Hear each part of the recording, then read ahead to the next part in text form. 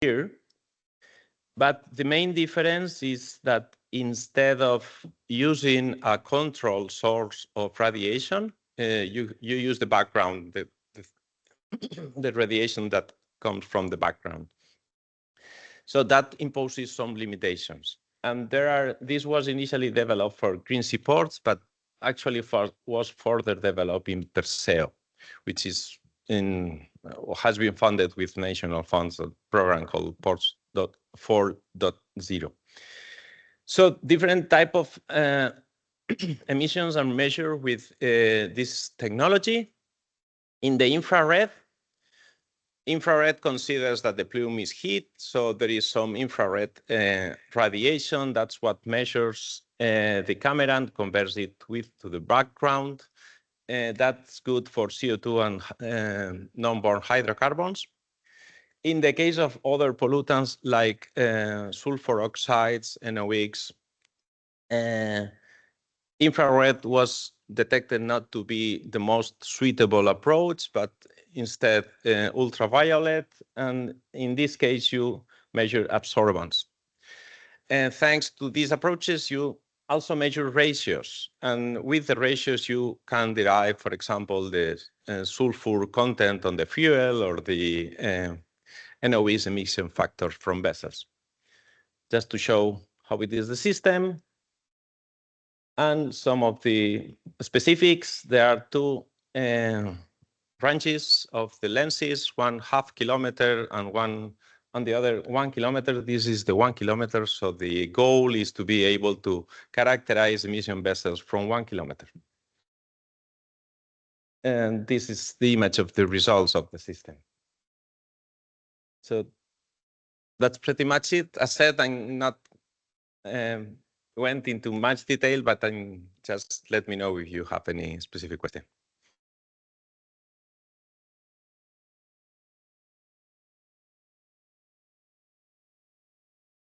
Thank you very much. It's great. So that's all the speakers for the session on port, marinas, and logistics. But I wanted to keep you that we're physically here up here so we can have a discussion. And of course, together with those of you that are online. But I have immediately one question for you, and that is thinking about what Katja's presentation included. Could you have some kind of monitoring system for pollution to water? Or maybe aspects of pollution to water. So do we have a microphone?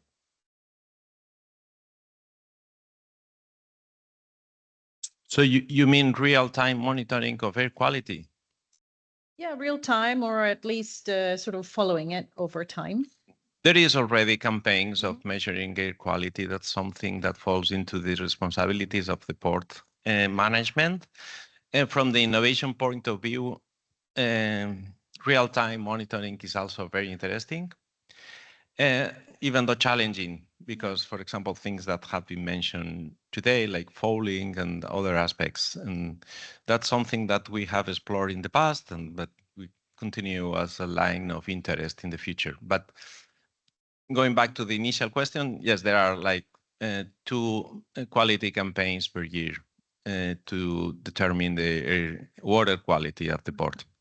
We also have mussels growing in the port, so that's also a side indications that the water quality is quite good enough because they are able to sell the mussels that are grown in the port. Yeah. Good. Any other questions to our 2 speakers in the last topic? No? So just to let you know, I think we will leave this room at the latest 1:15. But before that, we want to do another Mentimeter with you. So now we have another question, but so we'll just to let you know, we'll do the Mentimeter and then we'll also have a discussion here in the room. But please, and microphone, can someone, yes, you can steal that one. So thank you very much, Paolo Guglia. Most of you maybe recognize me as a person from Fincantieri, but I'm here representing the cluster Big Blue Italian Growth, which is the Italian cluster of blue economy. In short word, it is a kind of SBEP and ZEUT together and Waterborne together, so at Italian level, of course. My comment is this one. In the presentation I see, so it's not for this session, it's for the entire session, I saw partly some priorities, partly some solutions coming from ZEUT and SBEP. What I miss in terms of comprehensive, so maybe a moment of reflection, is how to put together both in terms of strategies, because I'm considering that some topics came out in different sessions. I mean, so those relevant to the key enabling technologies that can be digitalization, underwater noise, or developing technology for underwater operation and etc. That then can find some solution in marinas, in ports, in security of strategic infrastructure, and etc. So according to me, it is crucial that we coordinate the efforts between ZEUT, between Waterborne and Sustainable Blue Economy Partnership. Also because in the Sustainable Blue Economy Partnership, we have a dimension that probably in ZEUT is less experience, which is what is the impact from the marine life, which has to be taken in consideration. And in ZEUT, there are in Waterborne, there is much more focus on economic sustainability. So two topics that I would like to consider. First is the coordination, intra-coordination between the instrument, and then inter-coordination outside these two partnerships with other instruments that can be then help the deploying of these technologies, the Innovation Fund, the IPSES, the other instruments that exist in this moment, and then of course can help us, the stakeholders, to transfer research results into industrial application in order to be competitive at worldwide, but and resilient at the European level. So thank you very much. Thank you for a very good summary of what we're trying to accomplish. So I wanted to go ahead with the Mentimeter. Do you want to have a comment first, Benjamin, and then we'll move? Yep. And thank you very much for your very valuable comment. And I would like to extend this. We are currently in the Horizon Europe Mission Ocean subgroup, also talking about the work program for the upcoming years. And without going into too many details here, the identification of the gaps and needs of data series that we need to develop regional digital twins are in fact considered there. And this is where both of our parties, ZEUT Waterborne plus Blue Economy Partnership, could eventually help filling these gaps, complementing what is going to be funded through the mission calls. Okay, thank you. So I think comments from both of you is a good introduction to the Mentimeter exercise, because that's why we are here. And so we will do a similar one after the session that Benjamin is moderating after lunch. So now I encourage you again to bring out your phones and computers, and you find the code there at the top, but I will just read it out. So 37656306.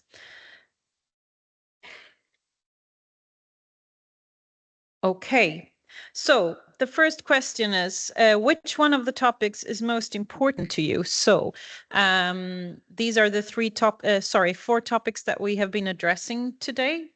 And well, you're already voting, so that's good. But I just wanted to remind you, we first talked about sustainable infrastructures. That was Maria and Yvonne.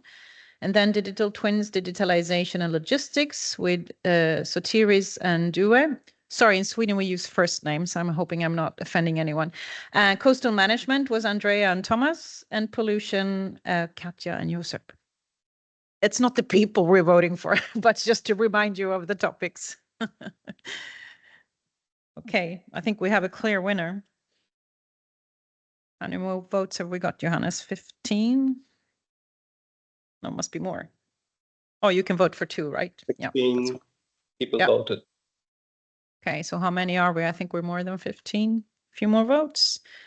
Oh, I think we can move to the next one. So coastal management was the clear winner there. And of course, we don't claim to have included all the topics that are important. So are there any other topics that you felt were not included in this session? Things that came into your mind when listening this morning? Could be anything, really. Also considering what was just commented here from the audience, like the importance of moving forward and how. Social dimension, okay, good. Robotics, yes, excellent. Incentives, yes, economic incentives. I'm guessing it doesn't necessarily have to be that, of course, but it's important. Legislation. Yeah, it's really interesting to read. And I think a lot of these things that you mention are part of this super complex system that we somehow need to break down into small pieces to manage and move forward. People's acceptance of new solutions, ecosystem assessment. I'm not going to read all of them because you can read, I think, yourselves. Thank you, Johannes. And so I can see the sort of social dimension and acceptance, stakeholder involvement coming up here. The economic aspects. So now we're going to get some sorting of the results. Yeah. So the social dimension, I think it's interesting. A few of you presenting today mentioned the importance of stakeholder involvement and stakeholder acceptance. But this is, to me, another layer of, for example, marine spatial planning. And I think you were also mentioning here in the comment maybe some differences between the two partnerships. Then in Waterborne is industry driven, and SPEP is member state driven. So that also brings a little bit of different focus, I think, and how to combine these two. Punishment that hurts. Ooh. Yeah.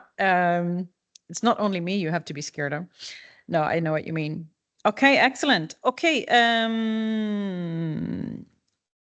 Now, are there any other topics important to you but not covered in this session? Isn't that the one we had, Johannes? Am I confused? Yeah, now we can vote on those that were Okay. selected. Good. So everyone has the ability to vote on the ones that were just mentioned. Ah, good.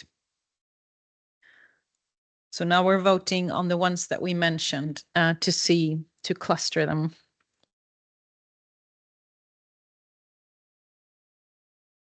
And that, I think, is the last question, right, Johannes? Now there's another one. Okay. All right. So if you can vote on this last one. I saw Yvonne had to leave, so thank you for your participation, Yvonne. Okay, so from the ones that you thought were not included in the session and that you think is most important is the social dimension. Offshore renewable production we haven't talked so much about that today. It's definitely part of the blue economy. Within Waterborne, we have talked a lot about highly specialized vessels, for example, serving the offshore industry and maybe offshore aquaculture in the future. So that is something we discussed there.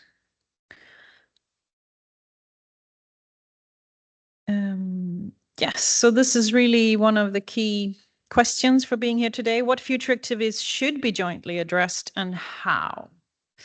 This is not an easy question.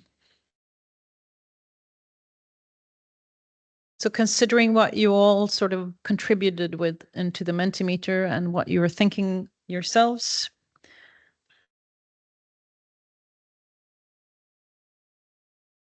Because when we were preparing for today, we were discussing, you know, what are some practical ways of moving forward? How do we do it? And what should we address? Okay, joint calls, impact of shipping and ports. So that would be interesting to know, the person who wrote that, if it's impact on the environment, on the economy, everything. You can just add another comment. Data fairness, yes. Was there a speaker today that didn't mention data? That was a question I asked in the beginning. I don't know. I'm not sure Katja mentioned data. I was listening for it. Thereby not saying you didn't indirectly mention it, Katja.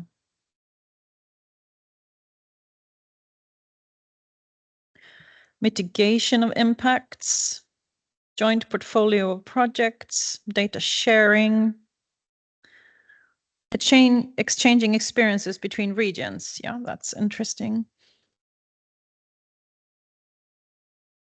I pick up on this one, training to port and maritime operators, because something that I did notice that several of you mentioned today was skills and competence, and or you indirectly mentioned it. And I think this is also an important topic if we want to transform the blue economy. I think we need the right skills. I think it was mentioned in relation to ports and in relation to something else as well. Okay, well, while having this on the screen, I just want to open up the floor for discussions and maybe additional questions to our speakers that we have in the room and, of course, online.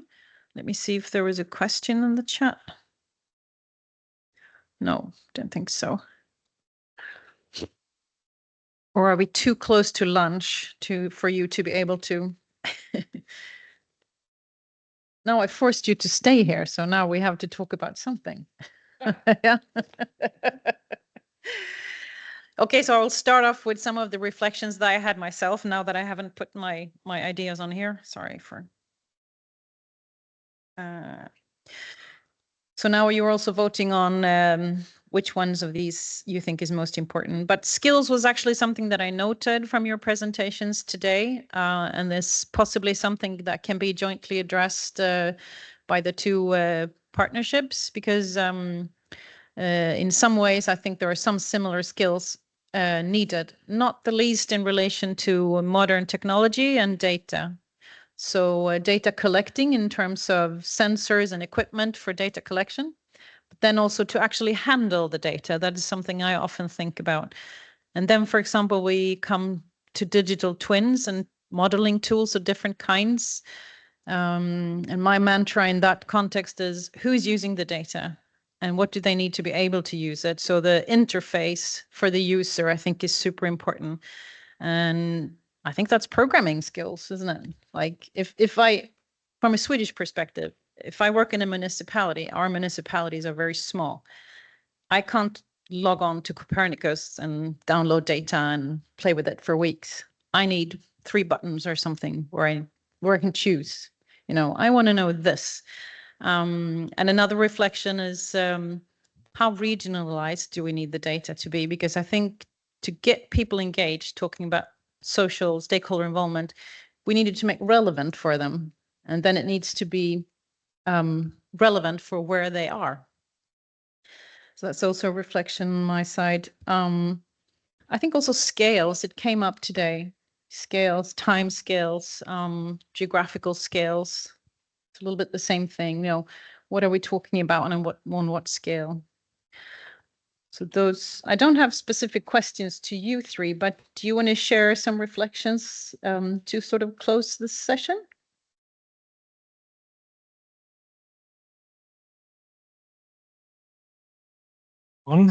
Yes. No, I want to share a reflection. Yes, I'm the one who wrote mitigation of impacts, because I think I've heard many, let's say, keywords from the presentations, and I think that this short phrase resumes many and combines many different elements we have heard that I think are actually the ones that are of interest of the two partnerships, from solutions, technologies that are used to mitigate impacts, noise, pollutants, other types of noise, of let's say pressures. We've heard about data and tools to foresee and plan and test the what if question. We've heard about space and resources. We've heard about policies that then are to be used to mitigate impacts, actually to allow uses to be developed without impacting too much. So to me, it's a sort of let's say a common ground for most of the keywords that we've heard today. Yeah, thank you. That's a nice. Yep, please. Just a quick reflection from the point of view of a port, and considering something like some concepts that have been mentioned, like social acceptance and data. I think the collaboration with the city, with the neighboring city, it's really important to this environment. So sharing the data between the ports and the city, and in both directions, will be an important factor for in order to like eliminate doubts and download the concept that the city has from the shipping sector. That in some cases, from the point of view of a port, it's an origin conflict between the city and the port, and that you solve. At least you ease the conflict when making data available.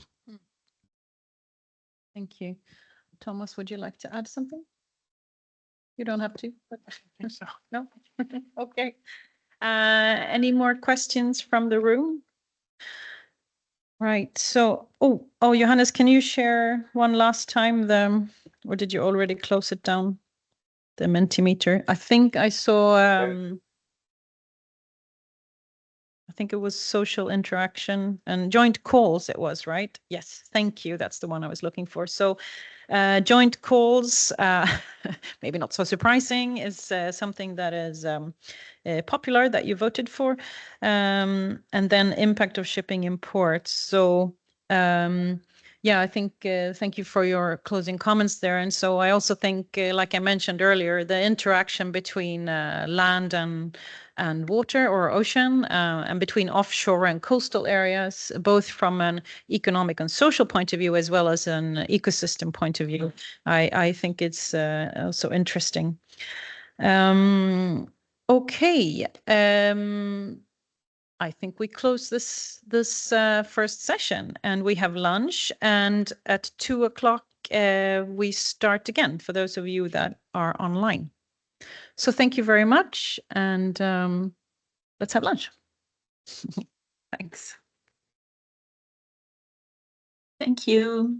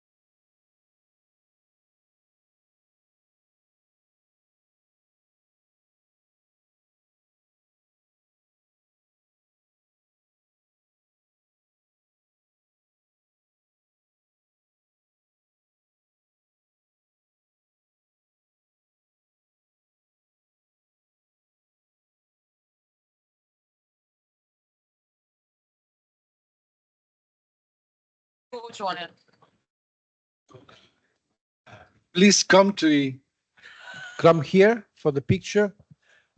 Hello? Sì.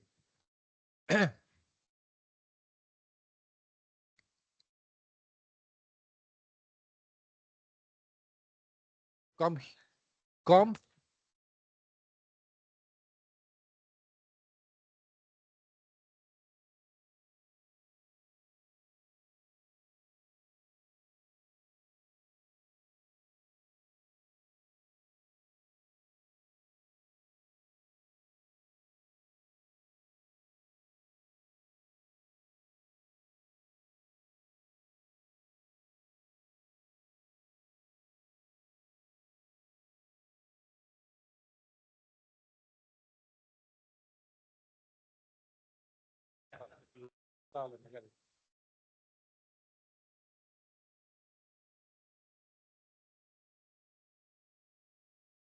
David, David.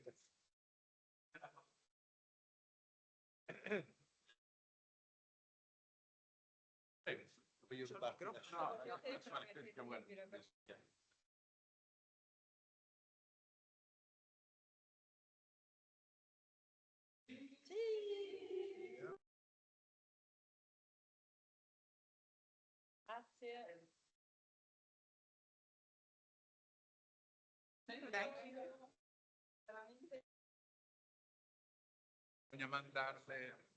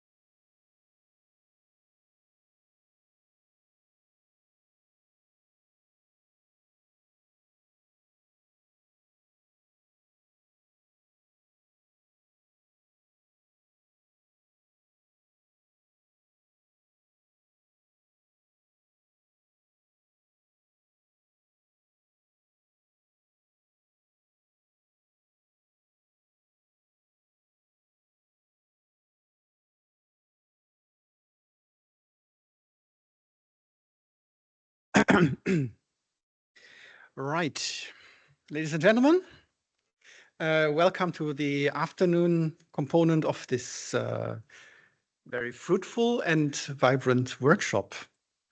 We would like to go now to our next session on the sustainable fisheries. And as before, we are starting the whole session with a Mentimeter for you. And I would love to Johannes Öffner from Fraunhofer Institute in Hamburg to continue with the Mentimeter. You will see the barcode. You know the drill. You need your phone. Please take it out, or tablet, or whatever you have. And then we will see where we are heading. So the questions we chose are in principle redundant because we want to hear more or less the same thing on different topics from you. So what comes into your mind when reading the session name Sustainable Fisheries? So this is the first question. Okay, Johannes, would you be able to go back to the QR code? Yeah. Not all participants seem to have fetched it. Thank you. You're welcome.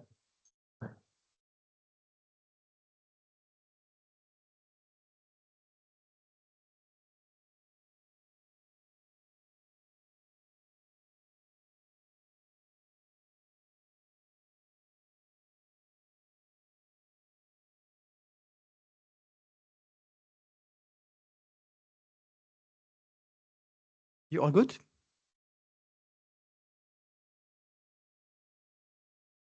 So the first words, food availability, rare and needed. Rare is interesting.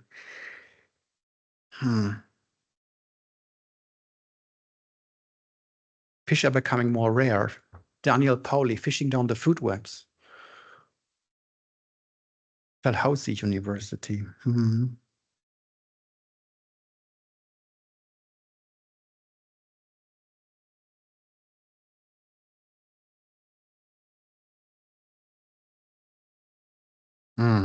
The old fishing fleet, it takes years to kind of come up with new vessels over time.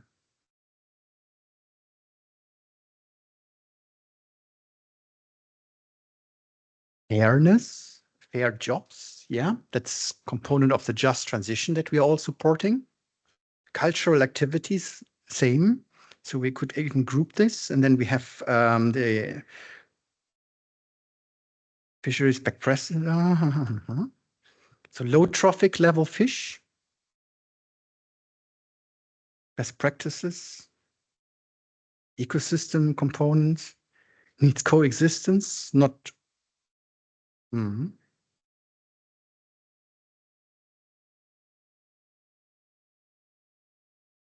Fish stock depletion, alternative fuels. There we go. Propulsion.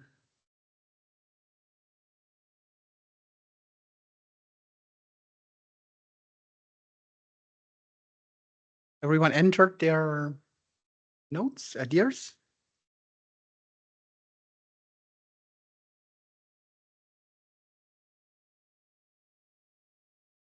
Right. Okay. The same kind of question. So what are your expectations for this session here now?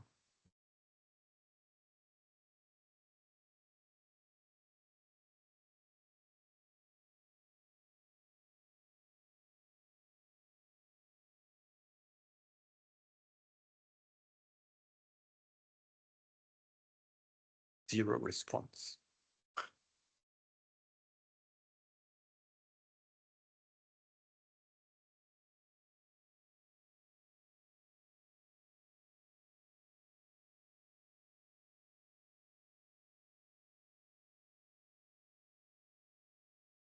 The word cloud basically starts to paraphrase what our ambition and thinking behind having this workshop in the first place is.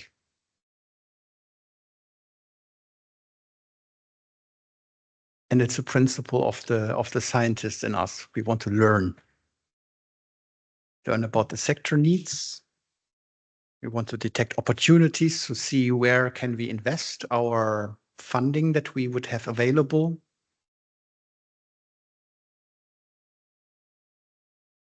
to see concrete examples, yes, this is why we chose you to be here.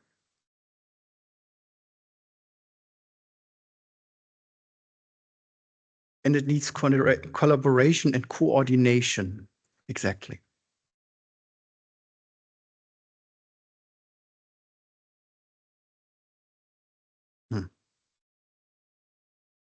Novel foods, insight in future foods. Yeah.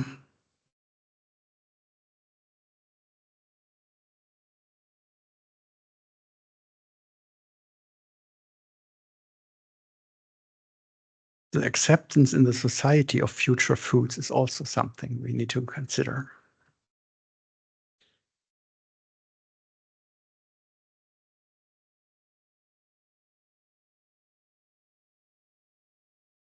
So I suppose we have now 24 responses.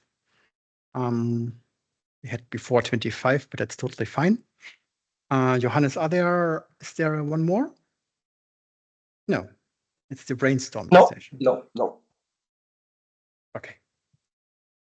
Thank you, Johannes. Thanks to Hamburg.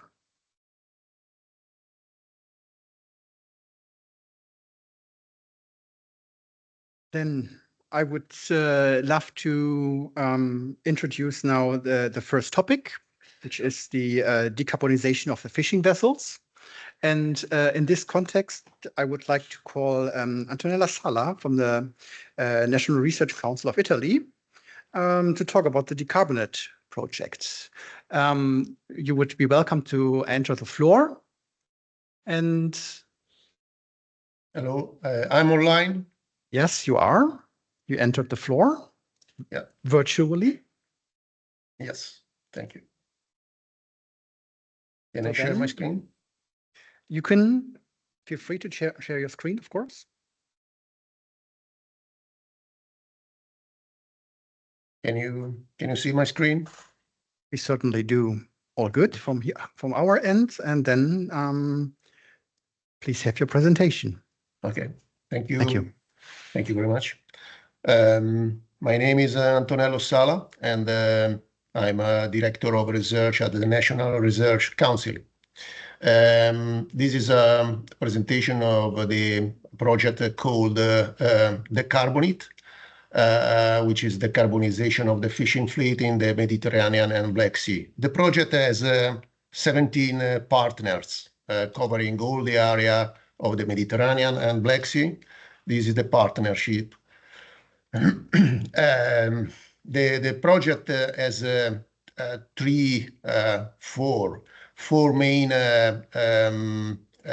work packages or tasks. The first one is a review of the state of play. Of course, there is a project management, but the real task is the first is the review of the state of play, where we depict the baseline and the current situation in the Mediterranean and Black Sea. Then we have the second is a pilot project for improving fishing gear at sea. We have 10 pilot studies. And the third work package is a socioeconomic analysis and conclusion from the gear testing. And the last one is dissemination and stakeholder engagement. So there is already website, and you can read all the details of the project there. We try to keep updated. We started the project in December 2023, and it will finish in December 2025. So in this presentation, I will show the pilot studies. Of course, in the short time available, I have selected just a couple, and then I will discuss the energy audits. So let's start with the pilot studies. During the proposal phase, we decided to focus on two main parts of the gear, that is the net and the doors, based on the previous result obtained in previous projects, where it was possible to arrive at an energy saving of 15-20%, just changing the material of the net or switching to more hydrodynamic efficient waterboards. So here you have a representation of the gear drag where you see 60%, 65% is from the net, and the doors keep 20% of the total drag. So here I'm just showing you the 10 pilot studies where every country, every partner focus on changing some part of the gear, waterboard, or using a more efficient waterboard, or high strength material like Dyneema.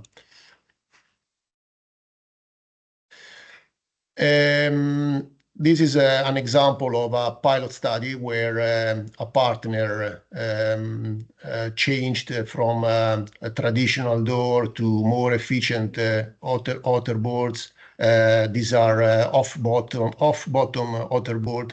So from the traditional to the experimental, it was achieved a fuel saving.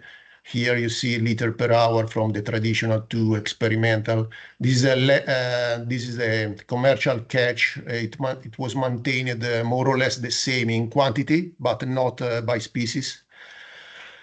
And this is an indicator. This is a liter per kilo. So we achieved the result of decreasing this liter per kilo. But when we look at the income, the fuel saving didn't compensate the catch loss. So the income euro per hour was less in the experimental in this case. Just an example of what we have achieved using this waterboard. We were able to save around 80% of the fuel consumption. And here you see the traditional and the experimental liter per hour consumption, liter per hour, from 50 to 41. But the investment of the door, the experimental, was almost the double. And because it is necessary, the monitoring acoustic system that cost around 30 euro, we have an extra investment of 33,500. And the fuel cost per year, because of the fuel saving, we have a payback time of this extra investment in 15 months. Another example that we tested during the project is changing the material in the net. We changed the polyamide with the Rubitech, that is a sort of knotted Dyneema. And we tested the braking load changing from polyamide to Dyneema. We see that the braking load was higher despite the diameter of the twine is smaller. So here you see the fuel consumption with the traditional troll and the experimental troll. We have a fuel saving of 4.6 liter per hour. Here there is an economic calculation considering the extra investment as before for the waterboard. We have 1,470 extra investment. This is the fuel saving considering the traditional and the experimental. Then we have a payback time in this case of 2 months changing the material in the net. The second part of the presentation is about energy audit. Energy audit is a systematic approach to evaluate the energy consumption in fishery. It is an approach that is very well defined also in the legislation, the European legislation. So it's an approach to identify the energetic profile of a fishing vessel and identify technological improvement. So from 2008, we installed this instrumentation on board of 10 vessels. You can find this experiment in a published paper that I showed in the previous slide. So practically we installed the torque meter for measuring the power delivered. We installed the fuel flow sensor to measure the fuel consumption and also the auxiliary consumption. So here you see the harbor of my city, Ancona, is in the Adriatic coast. Practically the vessel, when they finish the cruise daily, they enter and they transmit all the data to the server of the institute. This is the fuel mass, the massive fuel flow sensor installed on board. And we used also this portable flow meter, which was not so precise. So we decided to install this one. And this is the torque meter measurement for the power delivered power. And this is the hydraulic and electric data collection system. We measured also the total gear drag. And this is all in real time measured and collected on board with a system that we installed in 10 vessels, covering the bottom trawler, beam trawler, and pelagic trawlers. We focus on the pelagic because Ancona is one of the main harbor for pelagic fishery. 1 second. Considerate of time, I need to tell you you've got 1 minute left to wrap up your talk. Okay, I go to the point. This is the model that we developed in our paper, where we see the daily fuel consumption for different vessels. So this is the final result, the fuel use intensity per liter per ton. And this will be used to update the published paper with the new data. So my main conclusion is that it's better we develop acceptable technology, and the objective must be achievable and realistic. And we need to train the fishery in order to uptake this innovation. And we must involve the industry since the beginning. This is the fuel saving is possible to achieve 20%, 10-20% of fuel saving, changing the net material or the outerboard. And this catch efficiency was not possible to replicate the traditional gear, because in 10 days we cannot replicate the fishing gears that was traditionally developed by fisher and expert. But we send a clear message to the industry. The current fishing gear can be improved, and the payback time for fuel saving modification can be short. Thank you very much, and sorry for the delay. Oh, No, you were very well on time. That's perfect. If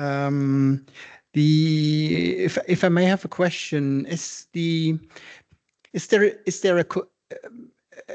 a felt hesitance of the fishermen to go towards changing gears, and has this been considered? How do you advocate these changes? Just via the fuel costs?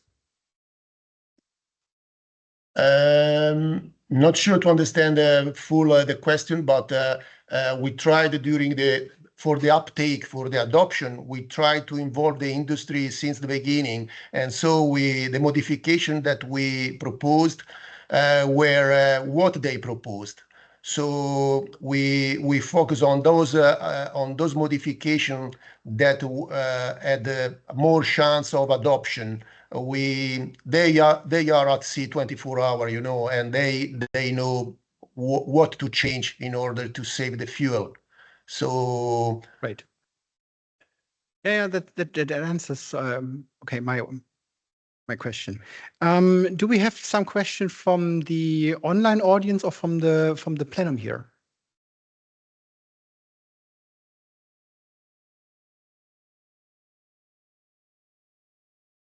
That doesn't seem to be the case.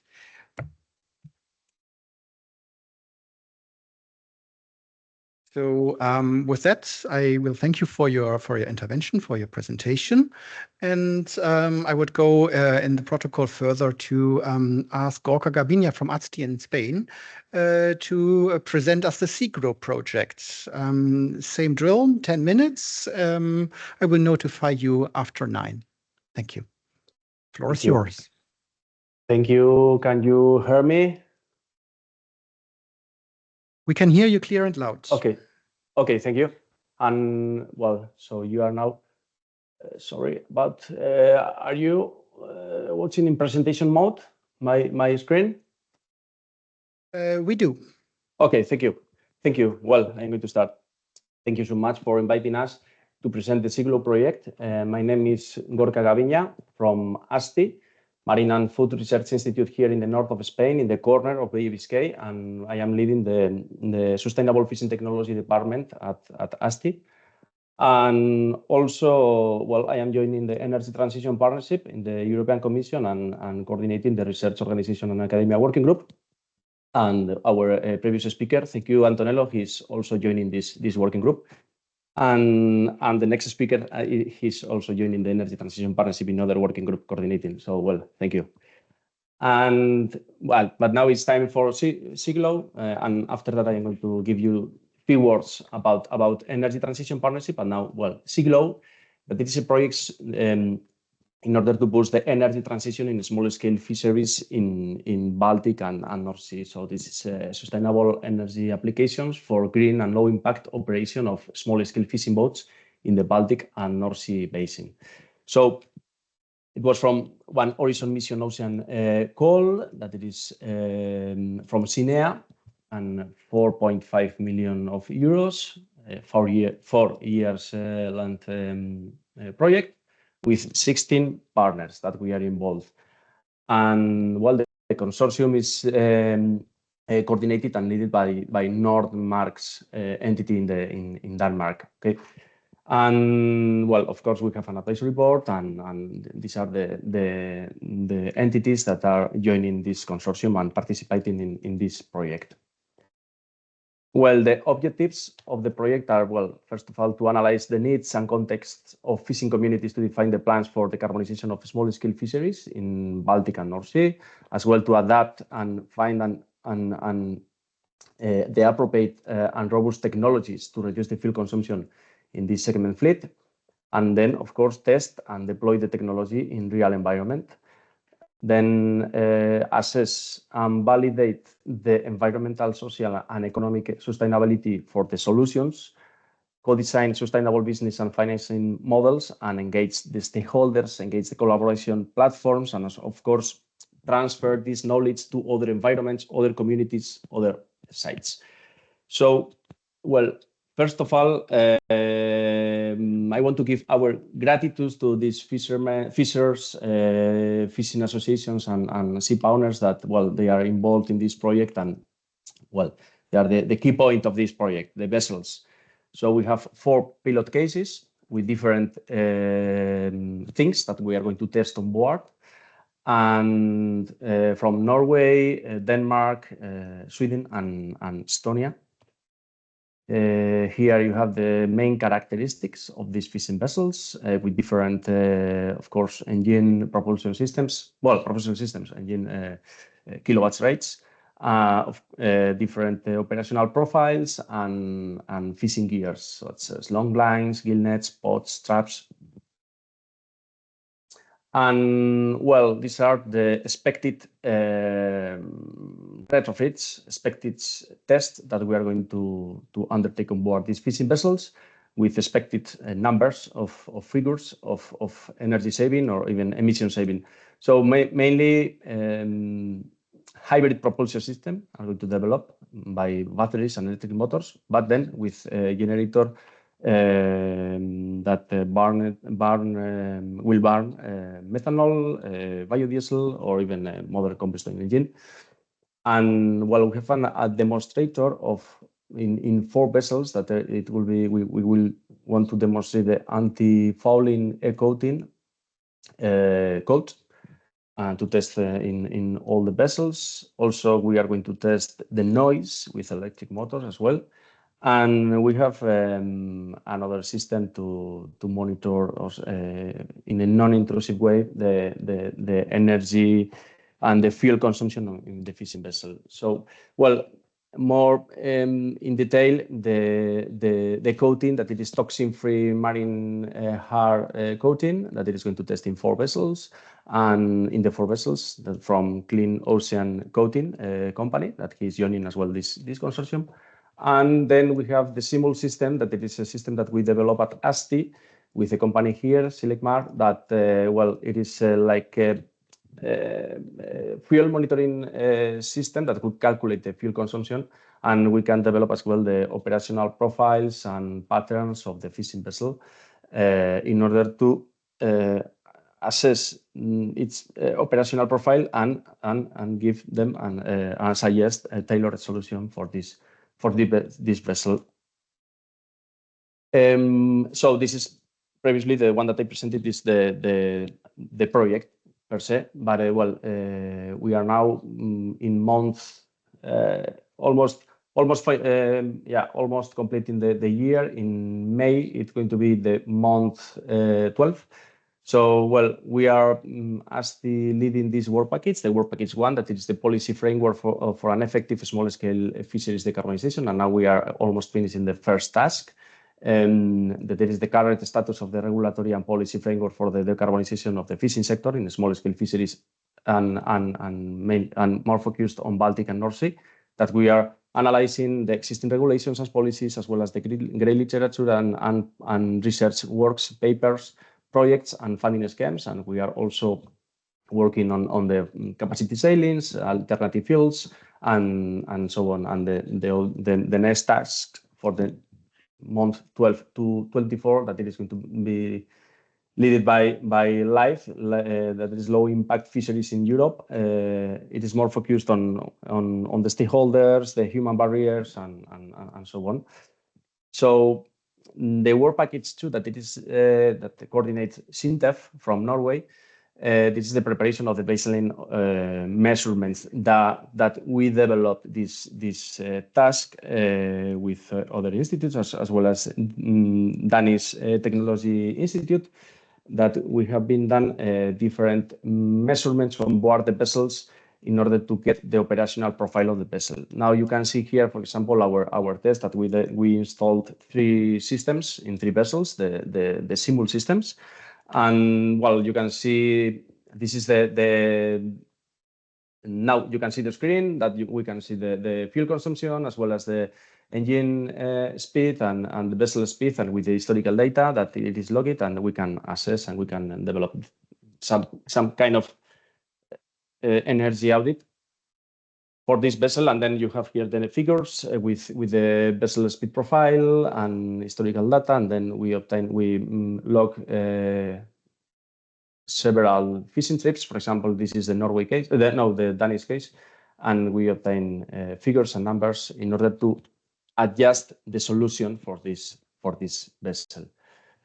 And 1 minute. well, this is the task pipeline. Now we are here, month 12, so we are going to discuss to do lots of work in the future, near future. So, well, the energy transition partnership, that it is you have here the link and the code to join and to know more about it. It launched in June 2023. That it is the aim to collaborate and to share the knowledge to facilitate the energy transition partnership within the stakeholders, and we developed different workshops in the last years, and now we are joining the support group with different groups that we are coordinating, the research organization and academia group, that our aim is to develop an energy transition roadmap for the Commission and address challenges in order to facilitate the energy transition in fisheries and aquaculture as well, in short, mid and long term. So we are discussing in different working groups these topics: foresight, ambition, goals, technological and research gaps, skills, very important, the skills and social aspects, finance and business environment, critical. This is very regulatory framework and data and monitoring. So this is our work now. And well, I engage you to join the Energy Transition Partnership and to know more about it. And well, sorry, my delay, but this is my presentation. I finished. Thank you. Thank you very much. You hear your applause, and I think it was worthwhile adding this component of the other partnership, and that also underlines the general thinking of interaction between partnerships, be them co-funded, co-programmed, or whatever, within the Horizon Europe program. So thank you very much for your intervention. Very welcome. There is a question from the floor. It's more a comment. Thank you very much. I just would like to stress the double thank you, because we tried hard to invite Anna Peralta Batista or another DG Mare colleague for presenting and representing the energy transition partnership, which is actually more a community of practice rather than a partnership sensu, our partnership or the zero emission. Having said that, I believe it's super important. I know that yesterday they were busy with one of the working group. So thank you so much. And I hope that perhaps you could bridge the community also with the outcomes of this event today. And we will ensure that the progress of this partnership, that by the way, we should meet at the European Maritime Day in Cork, are exchanged. So thanks for addressing this. Sure, and thank you to you. Yes, and they know about this event, Ana Peralta, and well, so they asked me to show you in 2 slides this energy transition partnership, and of course we will join in Cork. We will have a meeting, and you could join if you want, and 21 of May, I guess. So yeah, of course, thank you to you. So thank you again. And are there any further questions from the floor here or from online?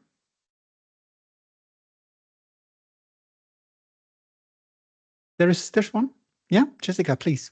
You need a mic.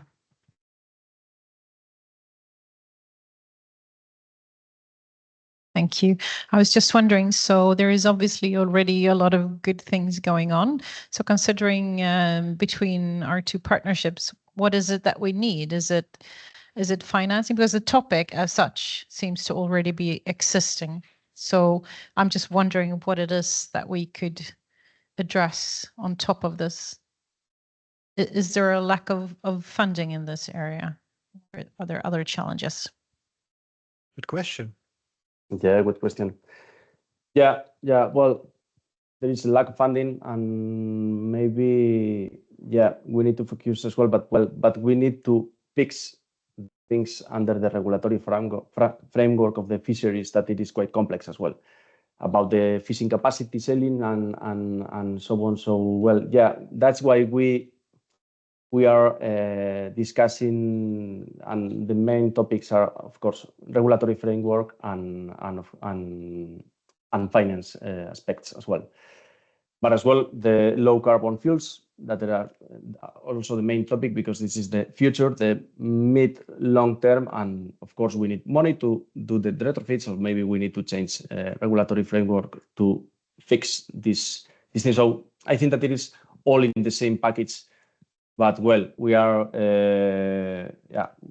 we need maybe more funding programs, but not only for the technology, for the research, maybe also for the upskills, the people as well, the fishing community. So yeah, that's all related. Okay, thank you, and also for the answer. I don't think that we have further time for additional Q&A here at this point in time. I would then call our representative from the European Association of Fish and Producers Organization, Jules Danto, to slowly walk to the floor and take this. I will make room for you. Don't worry. No. I'm not kind of pushing you. Thanks.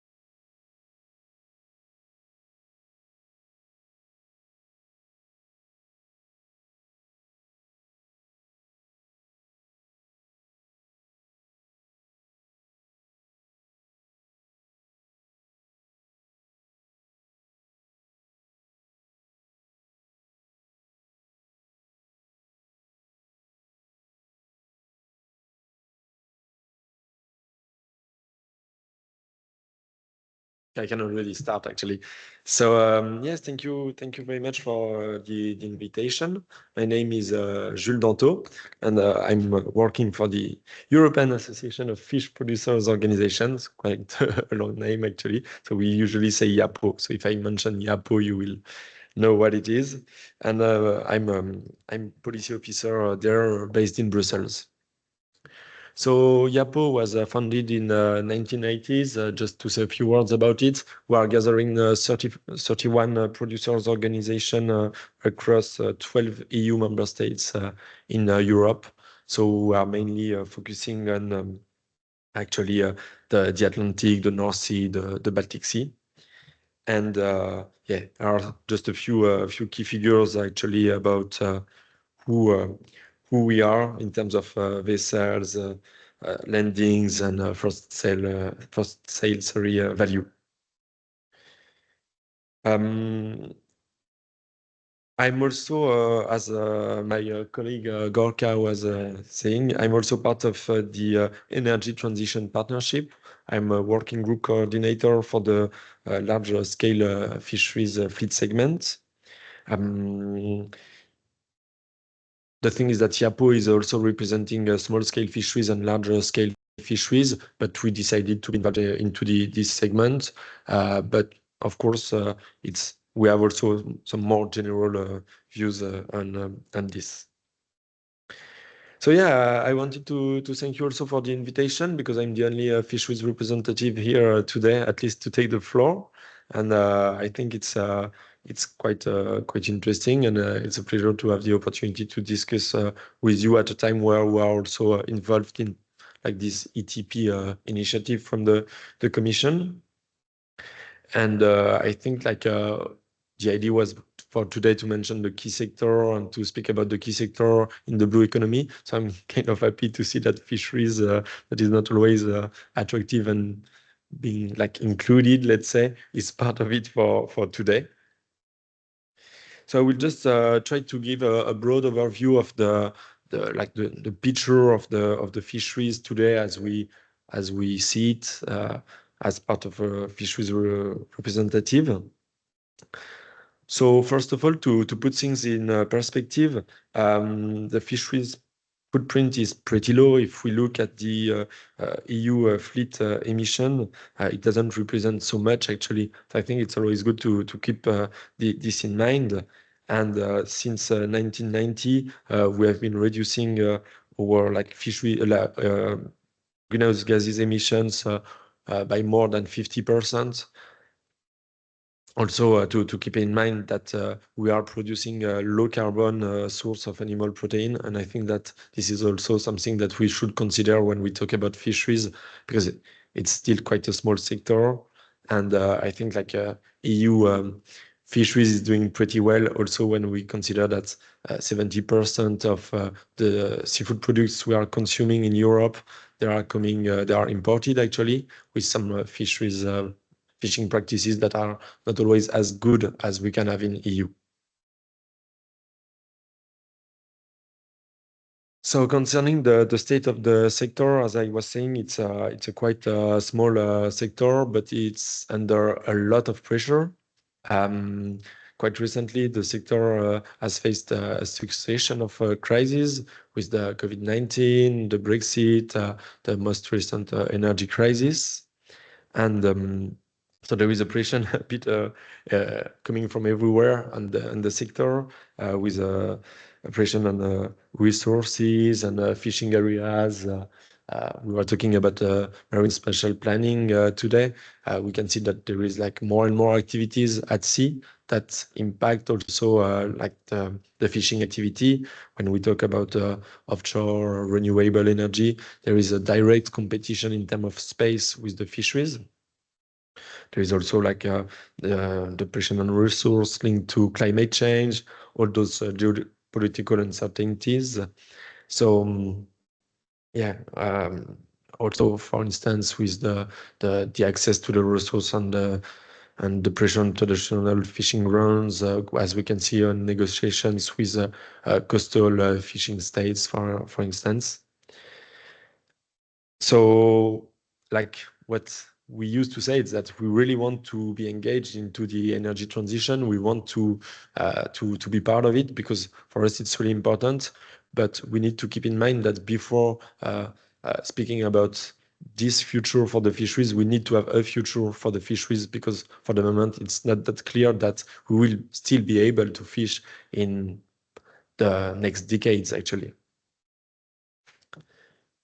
So in terms of and challenges, and maybe to narrow down a bit more on decarbonization, so we have many challenges. First of all, I would like to say that fisheries is still as a small sector, depending on technological development. We can't be leader to say we have to choose biofuels or hydrogen or ammonia. We don't have the capacity to do this. So we are depending on what is the state of art of those new technologies. Of course, it has a direct link with the costs and availability and funding and investments, of course. So all those challenges are quite impacting the sector. Also, because in the sector we speak about like fisheries. Also, I was talking about large-scale fisheries, but actually there is a really high diversity of profiles into even the larger scale fisheries. So it's so many different kind of vessels with lanes totally different, ages also. We have like kind of an old fleet in Europe of fishing vessels. We saw that with the first presentation on this topic.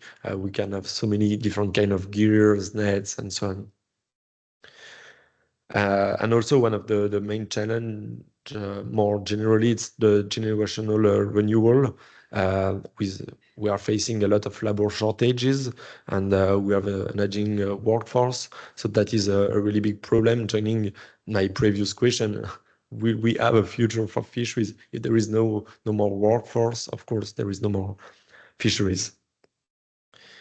So yeah, that was a kind of a bit of a pessimistic point of view, of course. But right now, through the Energy Transition Partnership, I'm working with a lot of members inside my working group, and it's pretty difficult to try to find some innovative ideas, some good solutions when you feel all this pressure. And it's really the review that I wanted to highlight here today to see what is the reality of the sector.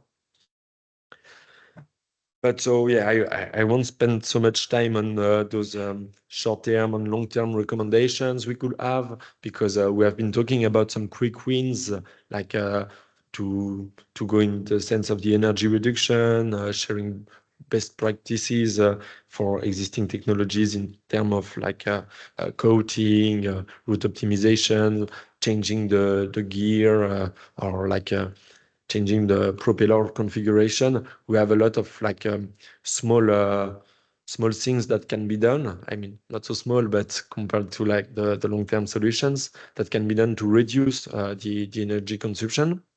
And I think it's really important also to share this knowledge. And this is something that we really need at the moment.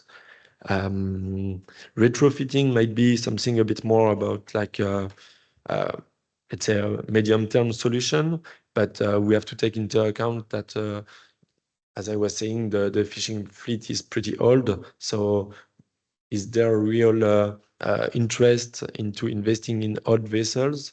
What would be the costs and the profitability of doing so? And in terms of more long-term alternatives, we have, of course, like the biofuels, electricity, hydrogen, ammonia, all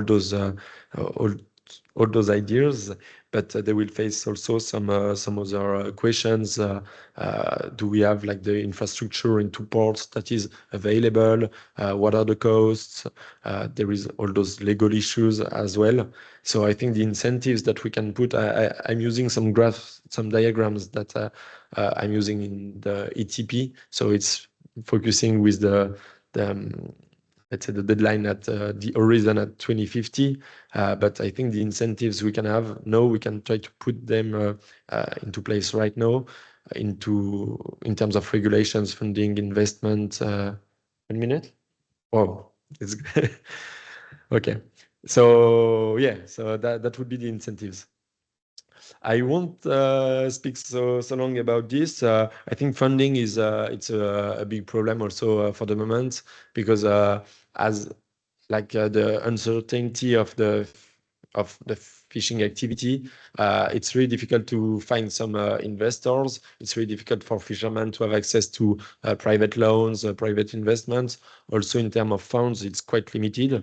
So here are some ideas about like trying to to push for some more funding, at least at the EU level, maybe through the MFAF or stuff, but we need some opening of funding. In terms of mapping and data, and I think that is something that is quite interesting for here. So this is where we are right now with my working group in the ETP, and I think like we need a lot of mapping, and I think research can help on this, because we need a mapping for the energy consumption. We were talking about energy audits, and it's something that we need for different fleet segments with like a significant sample, so that we can provide information to all kind of fishing fleets about this.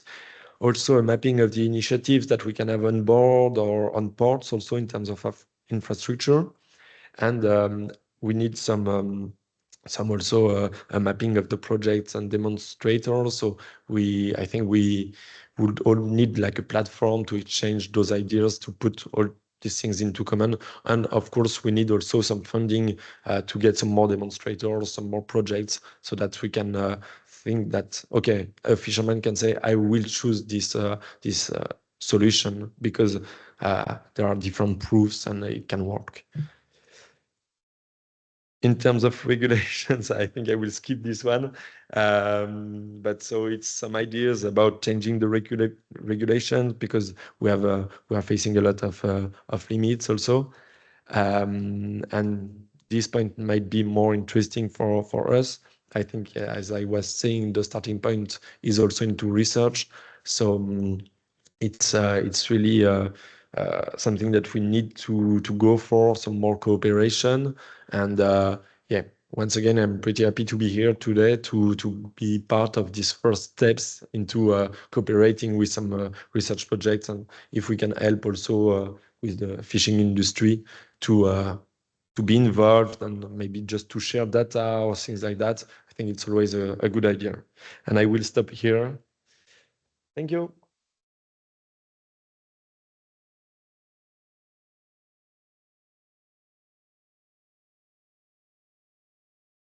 I think it was worthwhile, because you have had very, very good recommendations and on different kind of scale and directions, so that we could afford extending the time. But I would kind of cut now the question and answer session to one question, if there's a burning one.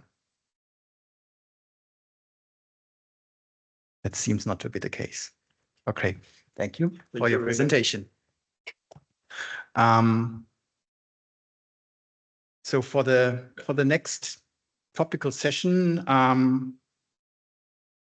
we are still not there yet, which means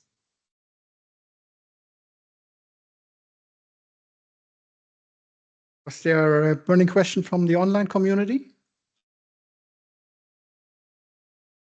Oh, no. So we are not there yet. I wanted to say about exactly 2 years ago, Bill Gates, who we all know, kind of postulated that artificial intelligence will be a bigger thing than the internet in the first place. And now I'm very, very stoked that AI is also used in sustainable fishing activities. And so I would like to invite Gianpaolo Coro, who is on the way to the floor here, to present his presentation. Thank you. Okay. And so it's here.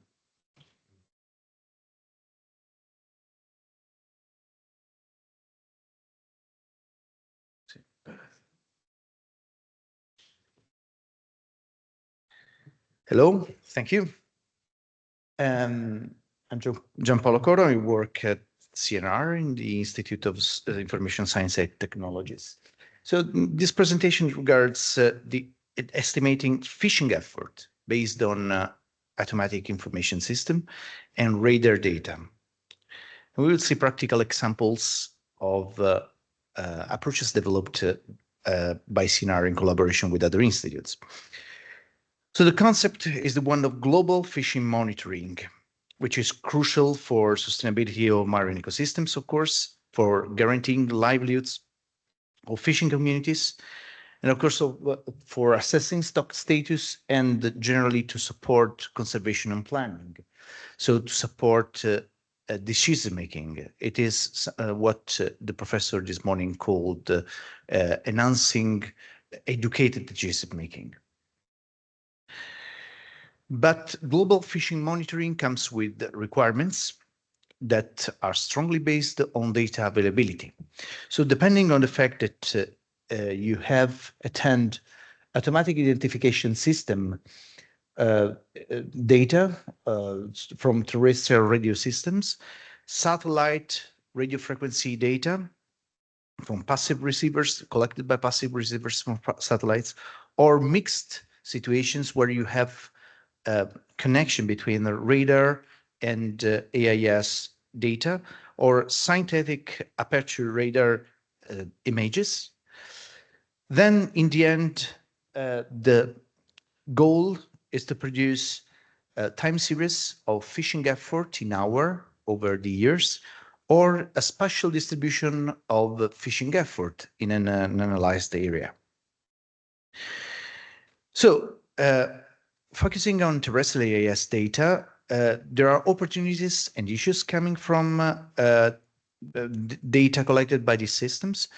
First of all, let me clarify that there is a gold reference in this case, in this context, which is the Global Fishing Watch, a website managed by Google in partnership with Ocean and SkyTruth, that daily produces perspective of global fishing views.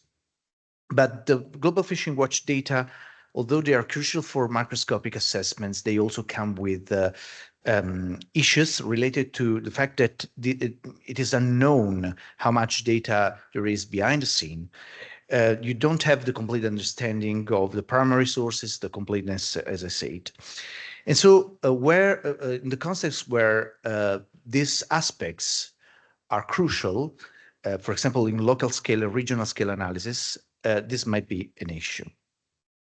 And so punctual terrestrial AIS data are instead from large data collectors are instead a great source of information that AI can leverage to produce perspective of fishing effort. So they allow for, as we will see, for accurate estimation of fishing effort, but of course you don't have the knowledge of the primary sources used by the collectors. And also on the reasons why you have gaps in the data. So you don't know if there was signal loss or voluntary AIS device switch off. So here comes AI. So when you have a data-rich situation in which you have AIS data with punctual data associated with the coordinate pairs, vessel identifiers, speed, direction, and timestamp, of course, for each point, then AI workflows are able to extract fishing effort distributions over the years. You see also animations here. And also, they can analyze the gaps in the data because you have a lot of data so that you can infer what was happening in the gaps, in the holes in the data. And so mostly independently of the data source, you can get high agreement in the estimation of both manifest fishing effort and also hidden fishing effort. So the reason, and then you can explore the reason why there were gaps in the data, but or you can estimate that, well, AI can estimate that there was fishing activity there. But on the other hand, also using satellite data, you can get very good, you can obtain and estimate very good fishing effort assessments. SAR images are a great source of information to complement the assessment based on AIS data, but they're not sufficient on their own, and you also need a lot of storage to host them. On the other hand, radar point data are from passive sensors on satellites allow to collect a lot of information, also from non-cooperative vessels, but they miss the information that you get from AIS records, such as vessel identifiers, speed, and trajectory information. So how can AI leverage radar point data to still extract, infer fishing effort distribution where you just have points from any type of vessel? Well, in this case, so when you have just longitude, latitude, and timestamp information, you have a lot of data. So AI requires data augmentation and can also contribute to augmenting the information in the data. So, for example, through smart interpolations, by also using correlated variables such as ocean currents and also bathymetry from other sources. Ocean currents and bathymetry can come from Copernicus, for example, or JEBCO. AI allows you to augment information. For example, if you have an accumulation region where you have a lot of points accumulating in that location, then you can follow the ocean streamlines to discover new potential places where there were vessel accumulation. Then you can combine this information with the estimation through other artificial neural networks of places that are suitable to fishing activity just for their bathymetry, because there are some depths are more often subject to fishing activity than others. And then putting everything together within other probabilistic, usually models, AI models, of course, then you can estimate the relevant fishing areas. So from a large collection of data belonging to potentially every type of ship, you can come with at least an estimate of the relevant fishing area. And this is one example, practically, that we developed in collaboration with the Norwegian Space Agency and FAO. You see the points from satellite there. This is Northsat 3 satellite. We have an agreement with the Norwegian Space Agency for this type of activities. And so this is the collection in 2023 in the North Sea and the Western Norwegian Sea. This is the reference from the Global Fishing Watch, the second second image, the one published by the Global Fishing Watch on their website. And this is the estimated relevant fishing area from an AI model such as the one I have briefly shown before. The agreement is 75%, so it's lower than when using AIS data, but if you consider that those points can belong to every type of ship, this is pretty unexpected. But what happens if you also have at least vessel identifiers attached to RF, so pure punctual data? And this can happen when a satellite, such as the Northsat 3 satellite, is able to link to transmission, one from radio frequency transmission from passive receiver, and a potential AIS transmission from the same location. So you have a mixed situation here. In this case, when you have punctual data with coordinates, vessel identifiers, and timestamp associated. And just vessel identifiers, if brought within these AI systems, are able to bring in a lot of information through data augmentation, because you can do a ship behavior analysis by looking at the accumulation points and taking the vessels that were not far from the ports and had accumulation areas, or you can estimate or study the fishing vessels returning in certain locations, and putting everything together again through probabilistic AI models. In this case, since we also know how much time each point spent in a certain location, we might estimate also the details of the fishing hours, so to detect the intense fishing location, not only the relevant fishing locations. So when applied to the NorthSat-3 data that you can see in red over there, perhaps not, doesn't work. The red dots over there, those are data with the NorthSat data from satellite, with also vessel ID associated, only the red points. So the estimate in this case of the fishing effort was much more detailed. You have the gradients of fishing effort, and also an overall estimate of the total fishing hours, which in this case was just 6% different from the total fishing hours estimated by the Global Fishing Watch. So just introducing vessel identifiers, everything changes.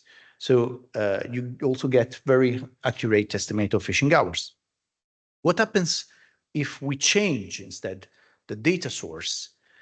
This is an example on data, punctual data from the Global Fishing Watch sample data they published for 2015.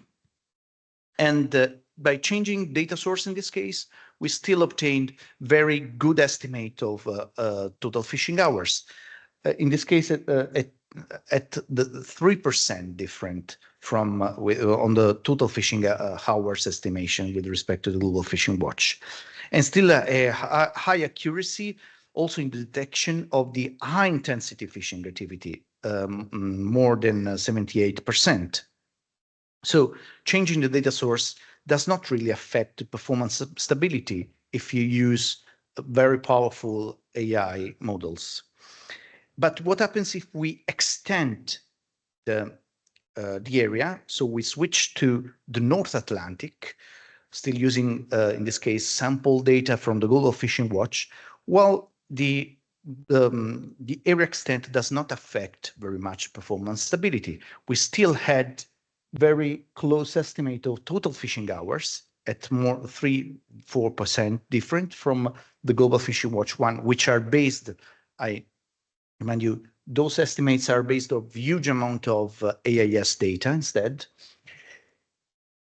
And the accuracy of on the detection of high intensity fishing areas, so the overlap, I mean, of course, is 76%.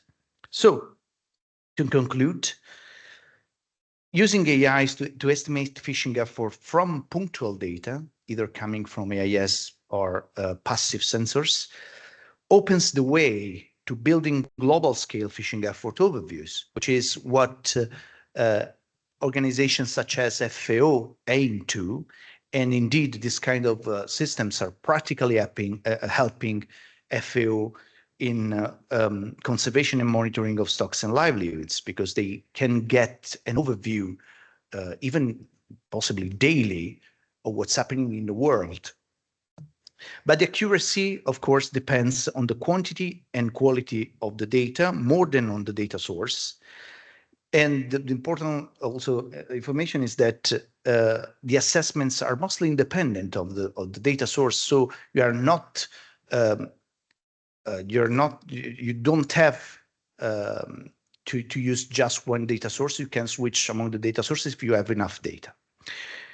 So well, all this the information the systems I have shown were developed thanks to the CNR and its collaboration with FAO, the Norwegian Space Agency, and the Ecoscope European project.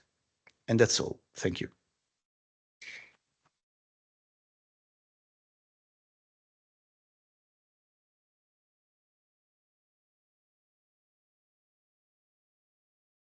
Thank you very much, Gianpaolo. for your very good presentation. From this topic to the next, I'm going to collect the question answers after the second talk, which I'm inviting now. We have the pleasure to present to you a Blue Economy Partnership project, a co-funded project, which is called DTO Track. And we have in this on this kind of talk two presenters, which is Ross McGill and Moko Widiat-Moko from Wageningen University in the Netherlands.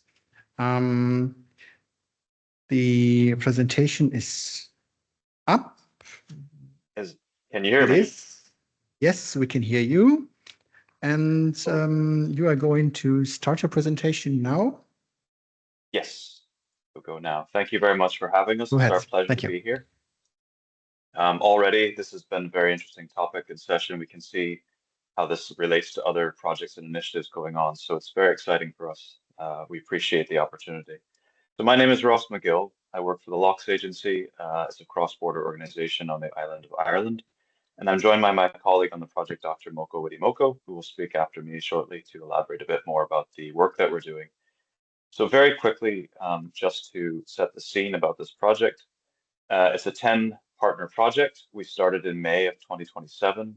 As you've said, this is funded by the Sustainable Blue Economy Partnership and the 10 national funding agencies that you see on your screen. The focus area is the North Sea. But we do have partners, as I say, from a bit westerly with Ireland and also a North American partner in Canada, the Ocean Tracking Network. And we fall under this larger umbrella of the European Tracking Network, which is a European-wide initiative with fish telemetrists based in just about every European country at this stage. A brief overview of the technology that we're using to on this project. It's acoustic telemetry. For those of you that don't know, it operates underwater on a radio frequency of 69 to 120 kilohertz. Essentially, it's two components. A transmitter or a tag is placed internally or externally on a fish or a mammal, sea mammal. And that sends a signal that is detected by a receiver, which is just here in front of me. If you can see me in the room here. Not a very large device. When you have many of these receivers or data loggers deployed in an estuary, a bay, a lake, or in the open ocean, we call them an array, which is just basically a large fish counter.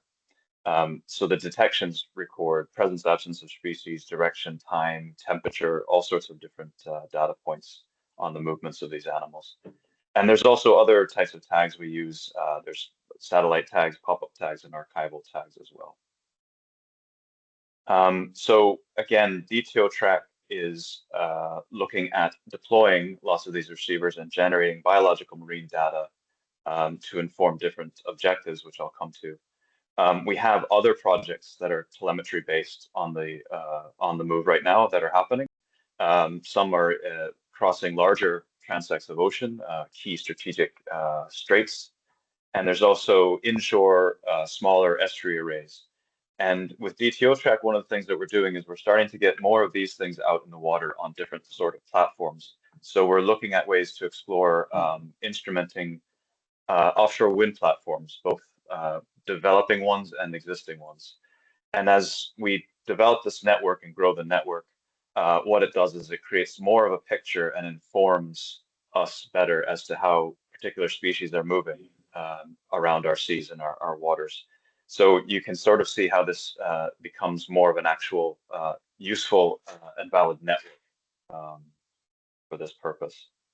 So we're instrumenting basically at the moment all four corners of Europe presently with these, not just DTO Track, but the other two projects, NorTrack and the Straits project.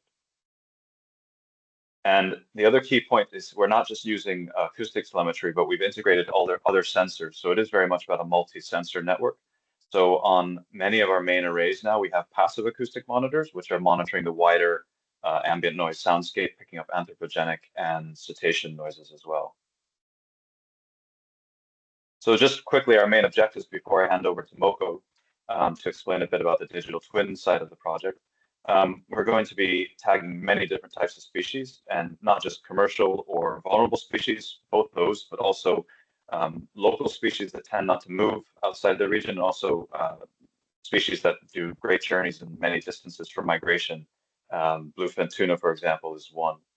Elasmobranchs, and also, as I say, because of the passive acoustic monitoring, we'll be picking up marine mammals as well on our networks.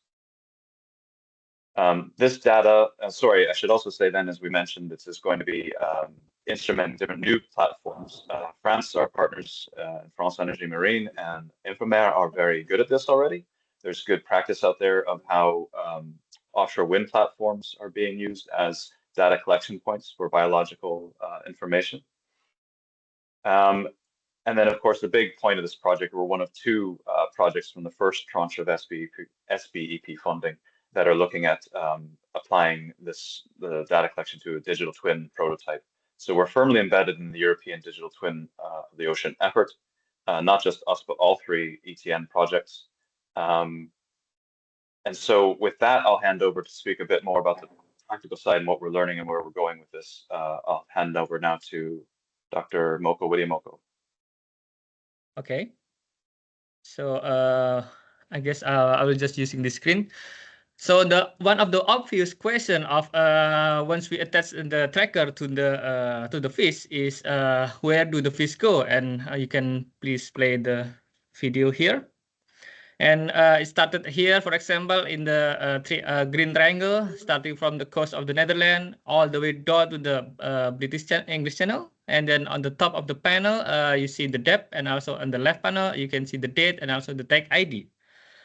And this is what we are aiming for. Like we would like to know where do actually these fish go, and we will do that with a lot of species, many species, either commercial or non-commercially important species as well.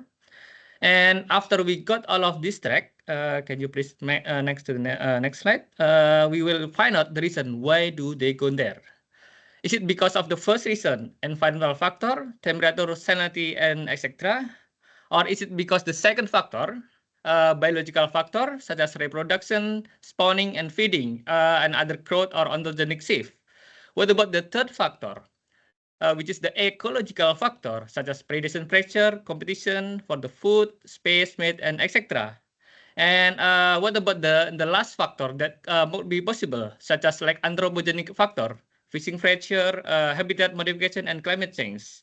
And we are going to test each one of these variable actually to know what are the reason behind this movement. And then not only in that, since the growing development of the AI, we would like to build a model based on this historical data, either the tracking data, but the tracking data and all of these variable. We let the AI, in this case, we are going to use the transformer model, which is like the model behind the ChatGPT and the DeepSeek and other large language model, to learn by itself what are the relationship between those parameter and the tracking data. Probably it will capture the things that we don't capture during the classical statistical testing. And the main question with this model is, can we predict the movement?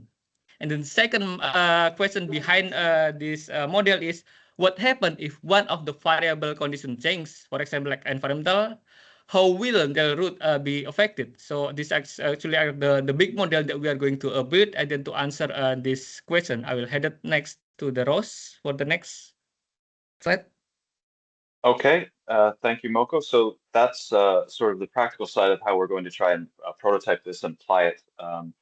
Because as we've learned, one of the bases for this project was that the digital twin of the ocean effort has been going on for a few years now. There's lots of investment, but the biological marine data is one of the knowledge gaps, one of the data gaps that has been recognized. So we're hoping that this technology used in the right places at the right scale can help to inform and manage that gap a bit better.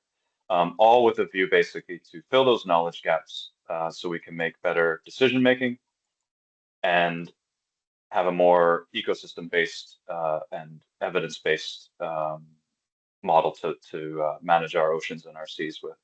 And already, I think we can see, just from hearing the previous speaker, for example, how this particular technology, again, if used correctly, could be another valid data point or an audit point in the AI fishing model that was previously presented on. So we would welcome collaboration. We're very open to. We have a database where all our data is fed into, and that is accessible at the appropriate time. And we welcome people to engage with us and use the data. We basically just want to get more of these out in the ocean in the best and most useful places possible. So thank you very much for your time. Appreciate the opportunity.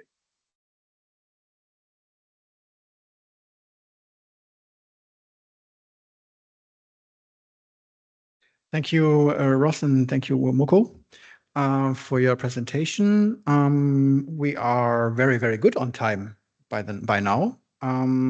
We would like to open now the floor for a good question and answer session on the topic of AI in sustainable fishing approaches.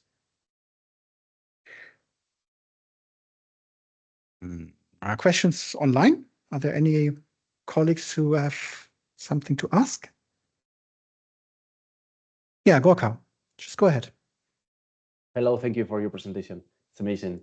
And just, do you combine this data with environmental data such as Copernicus and that?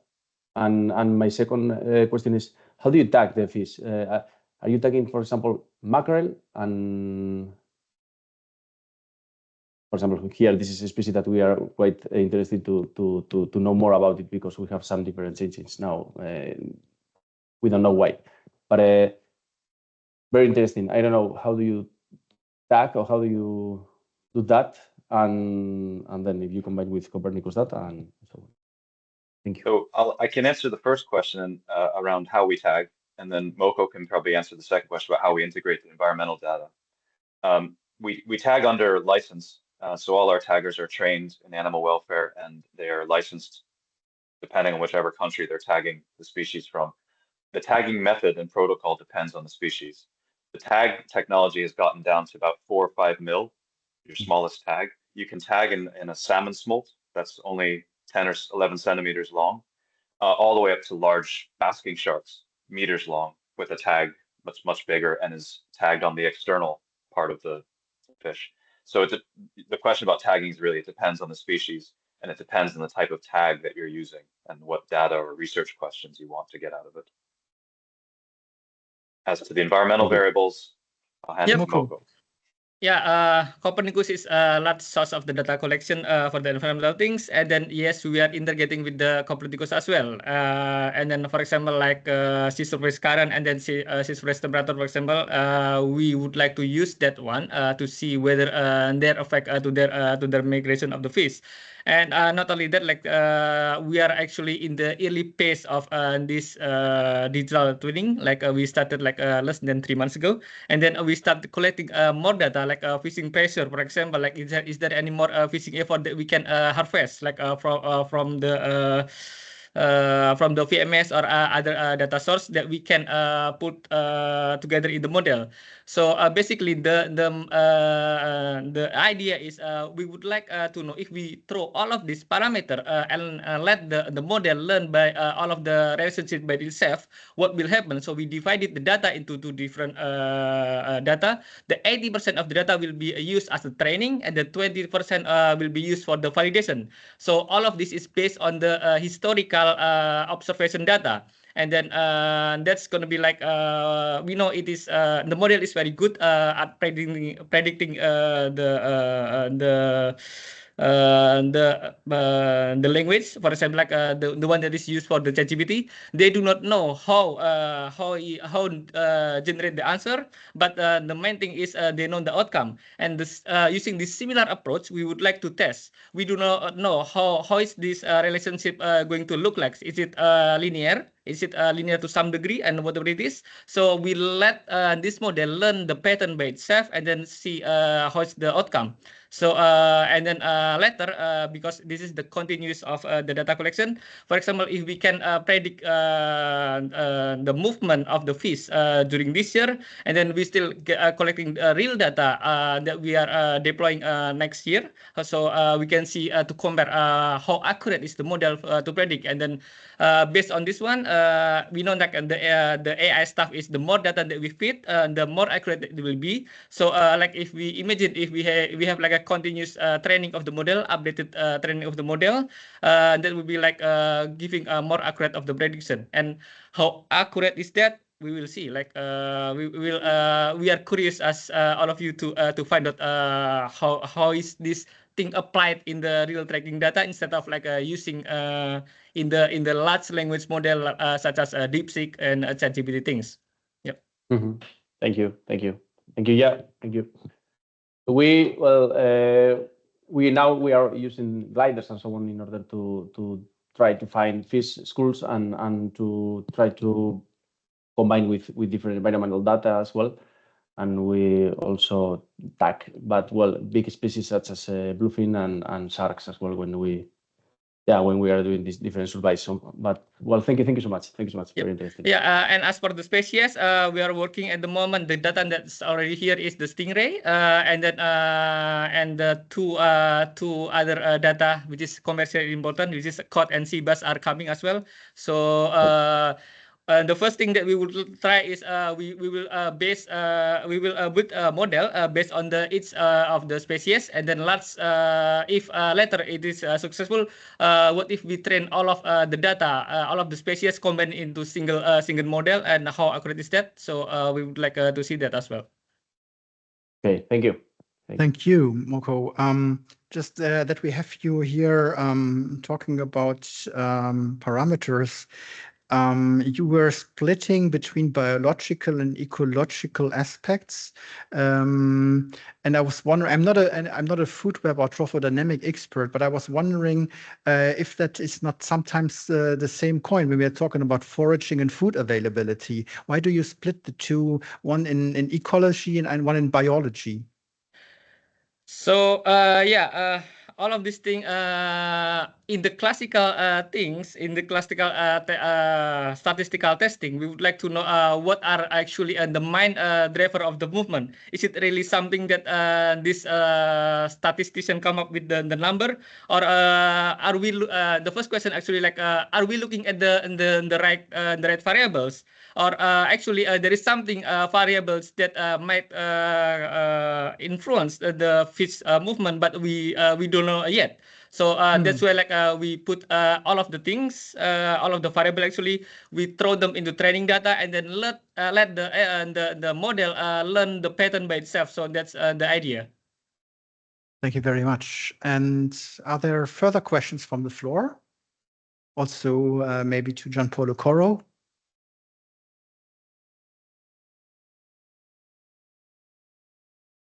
Well, there seems to be only one case. I was wondering, Gianpaolo, can AI? It's beyond what you are presenting, but I was wondering if AI could also help to combat the 10 to maybe 20% IUU fishing. Are there kind of approaches of AI technology in this direction as well? Because this will be a very, very big staple in the European Ocean Pact in the future. Thank you. Yes, we published a couple of papers last year where we demonstrated that it was possible to post-process the hotspots of hidden fishing activity based on AIS data.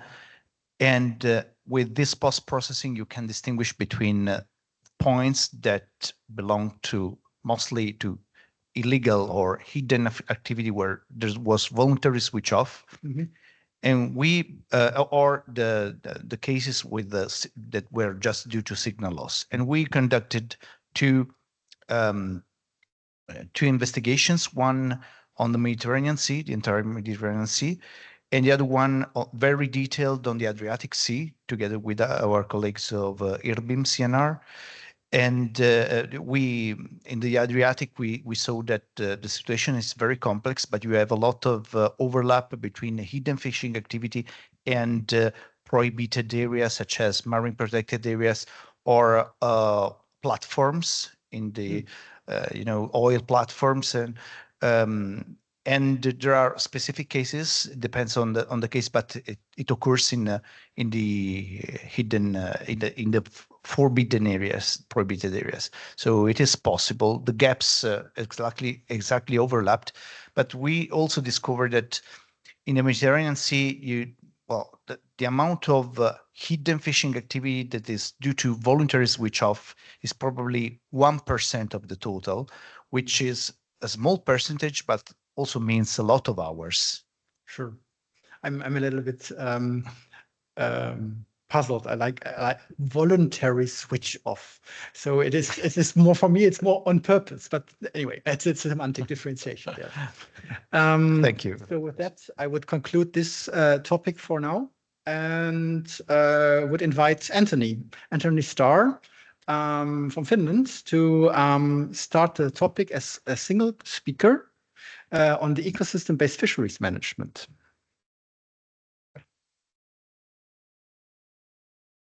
Presentation. Okay. Someone's. It works remote. Apparently. Good. Brilliant. I think I'll need this and it then. Put mine up here. Maybe that kind of helps. Just. Okay. Just quickly test.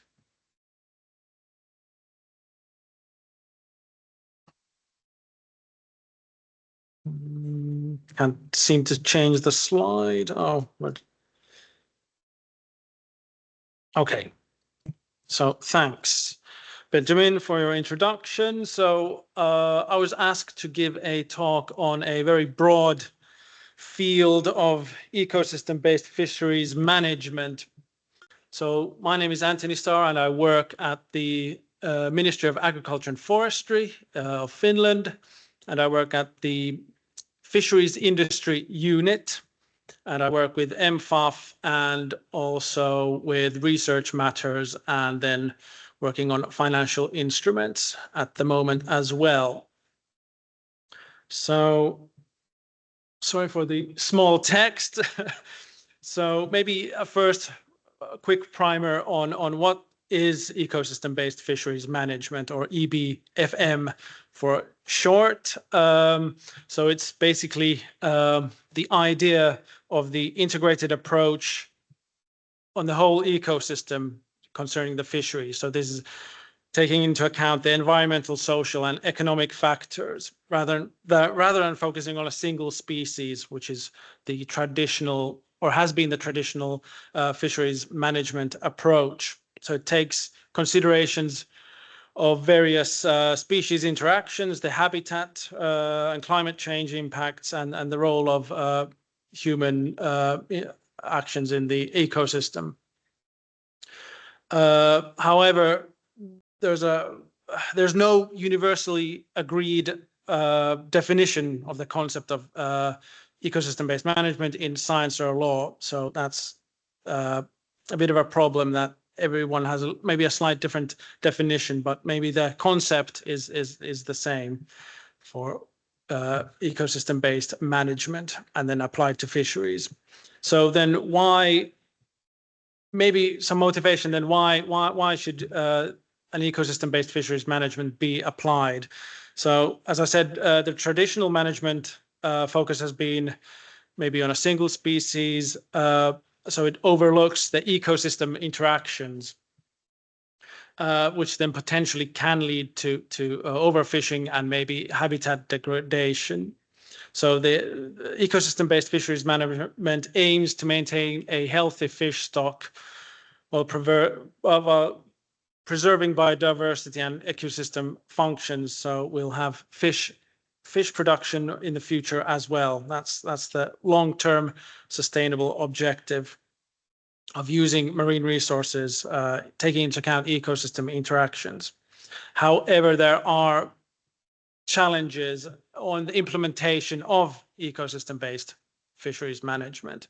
So it's the question is how in practice should then it be operationalized? Again, I've mentioned data gaps, which has been quite the word of the day, data and then gaps. So there's knowledge gaps, then there's institutional constraints and inertia as well. I'll talk about the common fisheries policy in a second. And then there's need for maybe multidisciplinary collaboration between sectors. And maybe some clear definitions as well between stakeholders.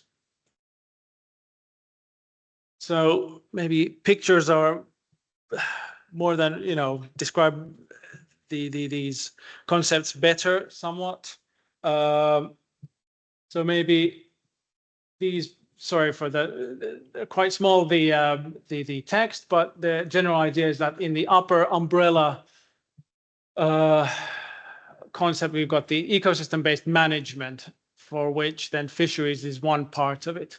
And it has various levels from single species management all the way to ecosystem-based fisheries management that takes into account multi-species effects and then also the ecosystem as well. But then also that means that there's needed a different kind of framework in looking into the management.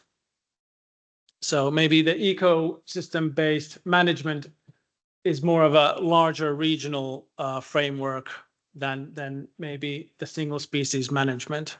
So we have to, which takes into account offshore energy, shipping, and everything else, what we've been talking today, actually.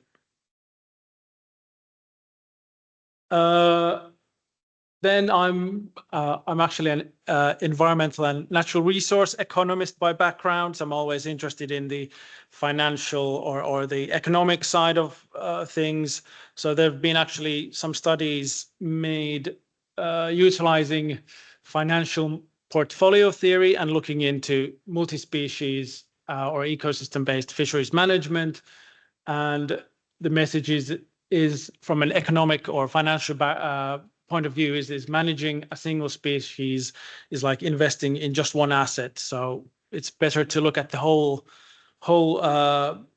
ecosystem together in order to manage the system more efficiently. And there's been academic research done from an EU perspective, which one of the key messages was improved quota swaps between member states can reduce risk and increase returns on fisheries. So let's then talk about ecosystem-based fisheries management and the EU Common Fisheries Policy, or the CFP. So the term that's used in the CFP is actually ecosystem-based approach to fisheries management, and it's mentioned in the main CFP regulation in Article 2, which actually states that the ecosystem-based approach to fisheries management is an objective of the CFP. And then actually Article 4 of the regulation then gives a definition of the term. And it's also mentioned in the Marine Strategy Framework Directive as well. But then a criticism of the CFP and total allowable catches or quotas has been it's quite single species orientated. So then the important question is how to actually implement EBFM. So it's in practice it's a challenge. So it requires the evaluation of many different things in the interconnected management effects of the whole ecosystem. There's the definition. Maybe I'll skip that. So then about the main, maybe a simplified characterization of the main mechanisms of EU fisheries regulation, that catch quotas, or what they're called, are total allowable catches, is the main mechanism used to regulate EU fisheries in the Northeast Atlantic and the Baltic Sea. So these are the, when you sometimes hear from the news that you've got these long negotiations from fisheries ministers that can take all night long. So these are the total allowable catches that the fisheries ministers decide on. For the Baltic Sea, it's in October, and then for the Atlantic, it's the December Council. However, this is not the case in the Mediterranean, where fisheries regulation is more of controlling fishing effort and setting technical measures like gear regulation and fishing closures and stuff like that. So I think originally there was going to be a speaker from the FAO, and I would have been interested to hear what's the more in detail about the Mediterranean case. But maybe my main message here is that there's no one-size-fit solution. So EU sea basins are different. Of course, geography, different species, different temperatures, and different characteristics, but also there's some management differences. So which I think this then just highlights the importance of research, and then also a need for a regional dimension as well. So then I thought maybe I'll bring in a Baltic Sea perspective. What are some of the things that are needed to take into consideration when talking about ecosystem-based fisheries management? So there has to be a consideration of the impact of predators. So these are, for example, seals and cormorant birds. So in the Baltic Sea, the seal population has doubled in 20 years, which affects fishery stocks. And also the interaction between different species, Baltic herring and salmon, for example. And then climate change impacts, so on marine ecosystems, what happens when warming of seas happens. The Baltic Seas, unfortunately, there's a problem of eutrophication with blue algae, for example, and how does this impact fisheries food chains? And then maybe a hot topic of the day has been offshore wind power. There's lots of offshore wind energy sites coming up all around the Baltic. So that's been a hot topic, at least with Finnish fishers. Then there's been some talk about these MPAs today as well. So there's a couple of established in the South Baltic Sea to protect a very small harbor porpoise. It's a small sea mammal. And then also, I forgot to maybe put that the EU's nature restoration regulation, which is I think it's 20% of sea areas have to be also protected. So this will affect as well. So recognizing all these important interactions and feedback loops is quite a big task, and taking all of these into account is quite a big task. So research is important in this aspect. And then maybe I'll talk quickly about the work done at the International Council for the Exploration of the Seas, or ICES in short.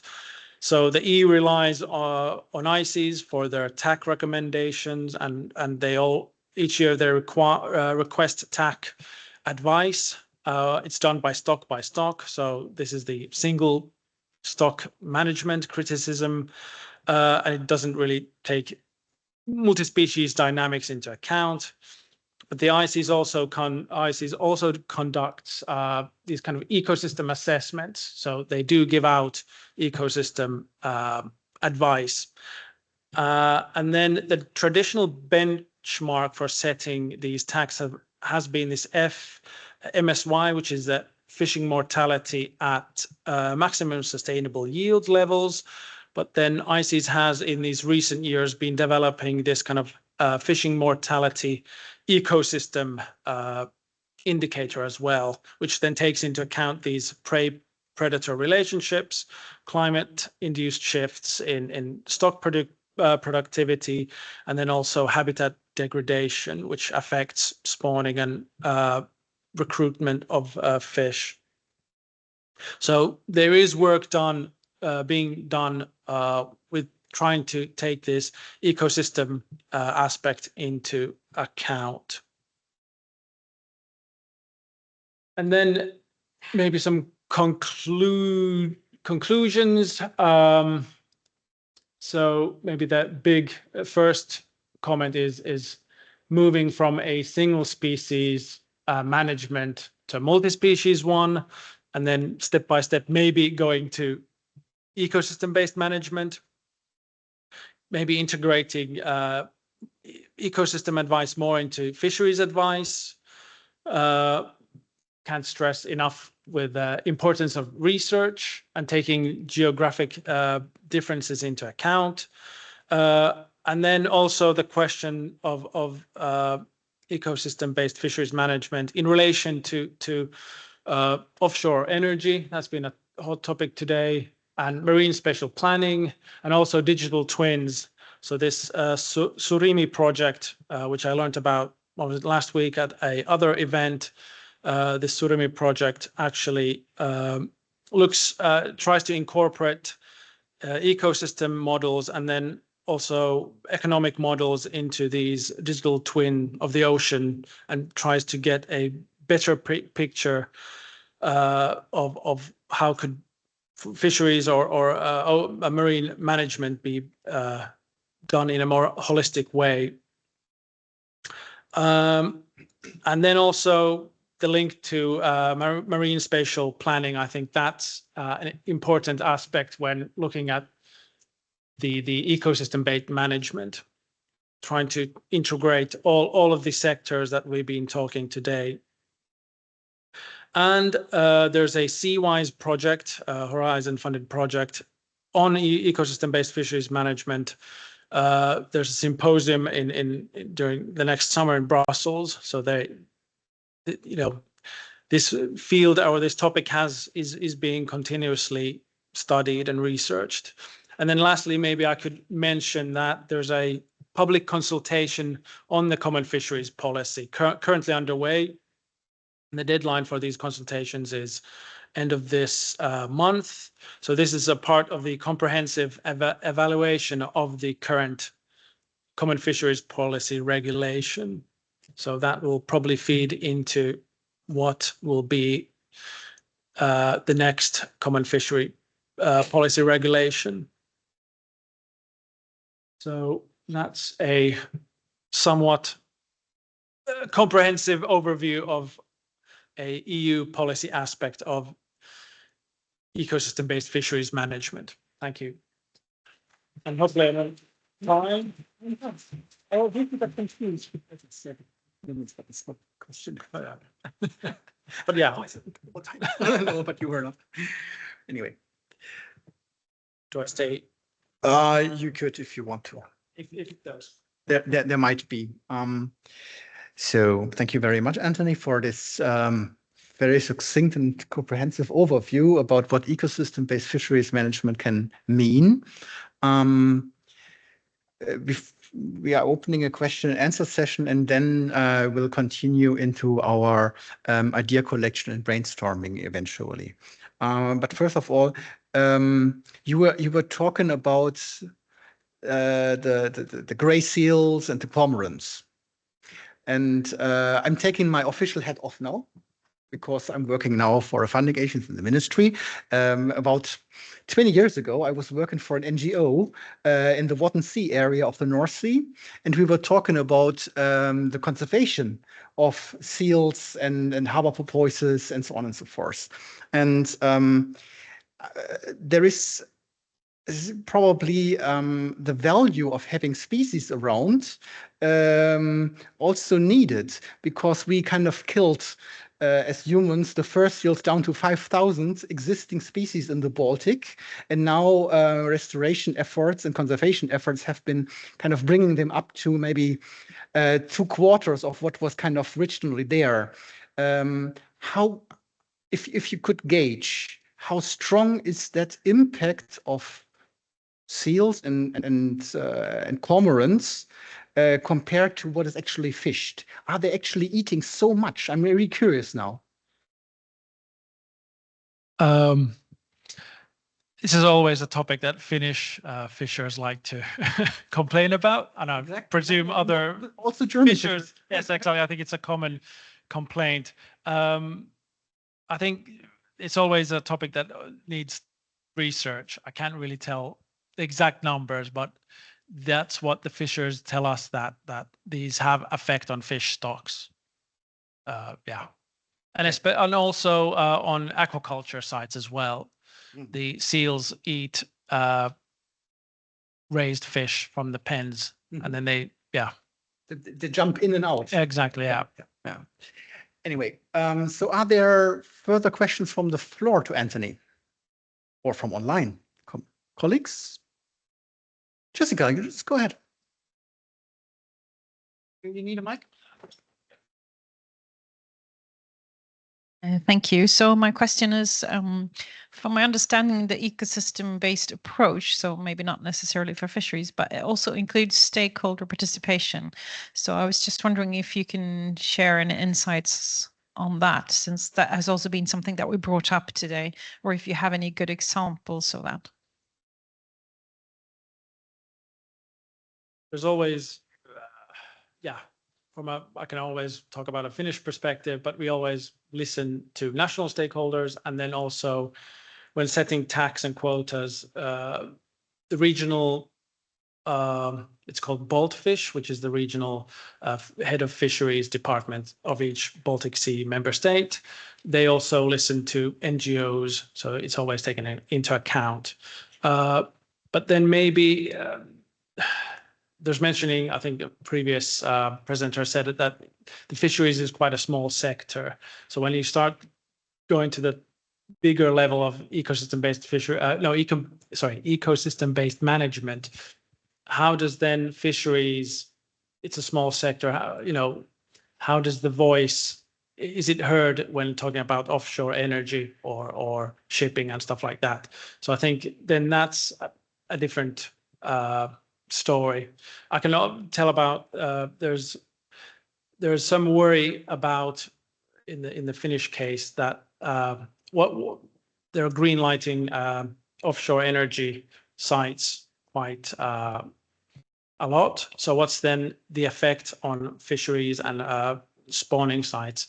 So nobody knows, and it needs research, but maybe depends on what level you go to. Fisheries is quite a small sector in the end.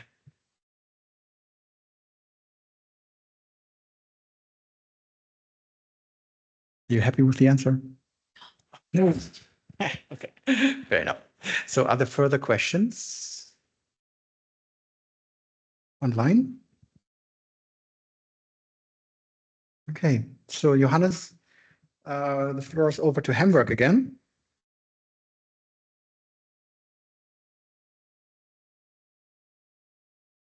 We are running our idea collection. For that, we have prepared some Mentimeter questions again for you. Here is the QR code. Feel free to enter your thoughts and comments. So which one of the topics is most important to you? Decarbonization, AI, or EPF?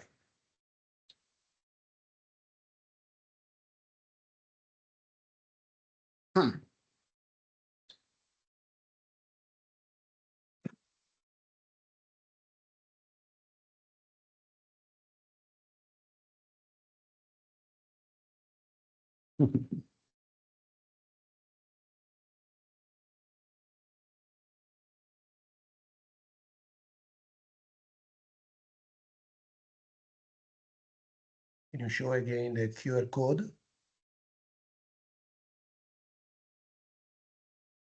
I did not understand, what was that?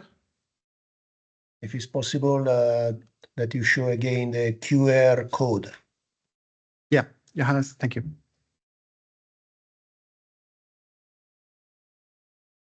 Thank you.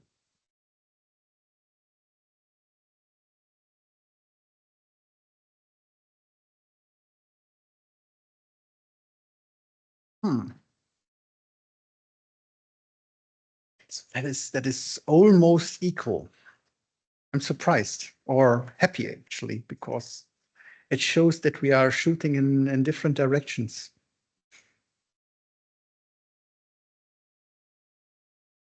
Okay, thank you. So are there any other topics that you would like to have covered, you feel are important, but were not covered yet here in our workshop or in the session? So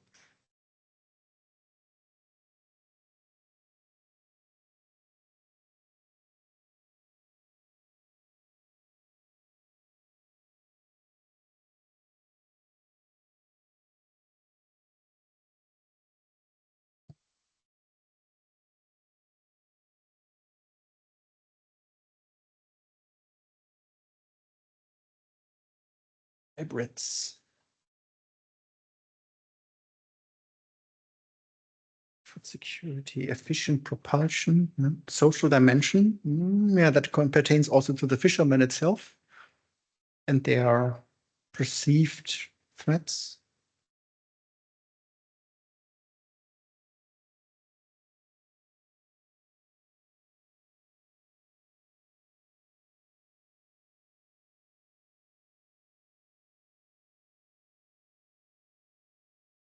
The social dimension really comes now through in different directions. Social aspects and acceptance of measures, climate change effects, that's also a social component, and food security. Mm.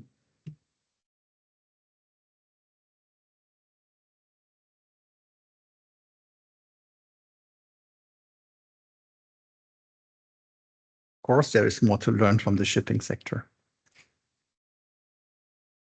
But even from the marine operators, the Navy vessels, they are very quiet. They know how to build quiet ships. We can learn from that.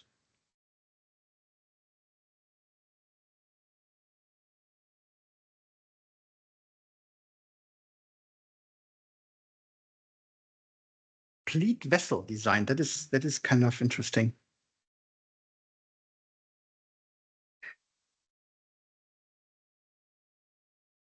And linked to shipyards, because yeah, they have to build, but they build what they are told to.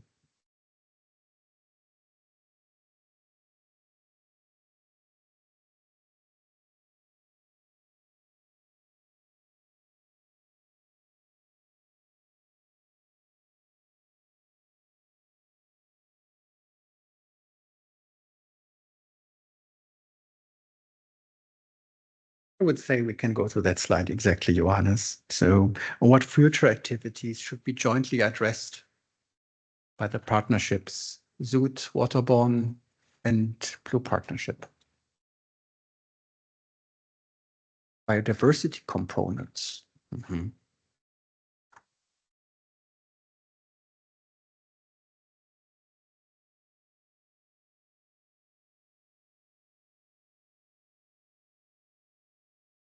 Only biodiversity. No. So we have the two sites represented here.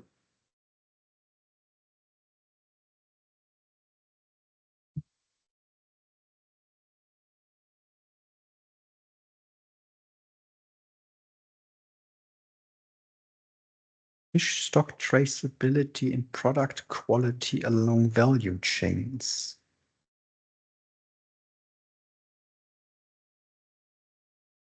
That's bringing the fisheries into the global circularity.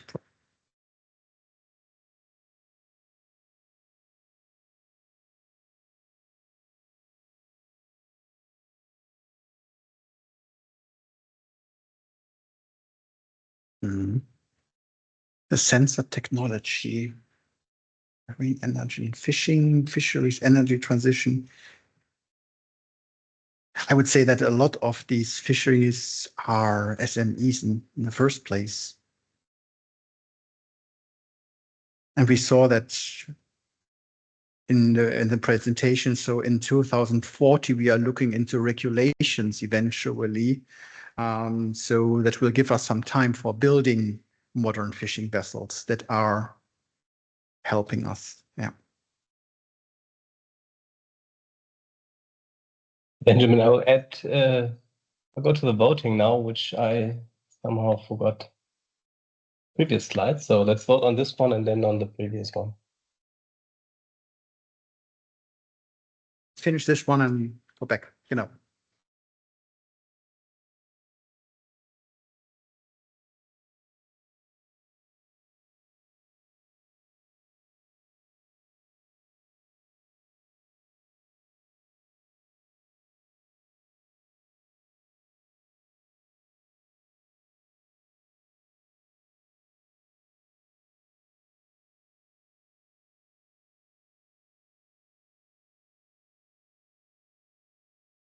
Eleven thumbs, one heart, 3 votes.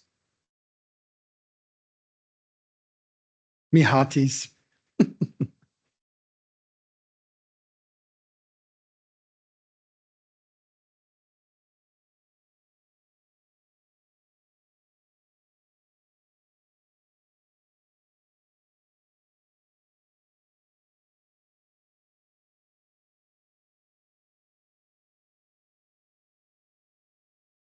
So apparently the marine energy and fishing is the most popular currently. Followed by the traceability, the climate effects. Is this suggesting a climate change adaptation workshop? Do I understand that correct? We'd like to follow up on that in a moment.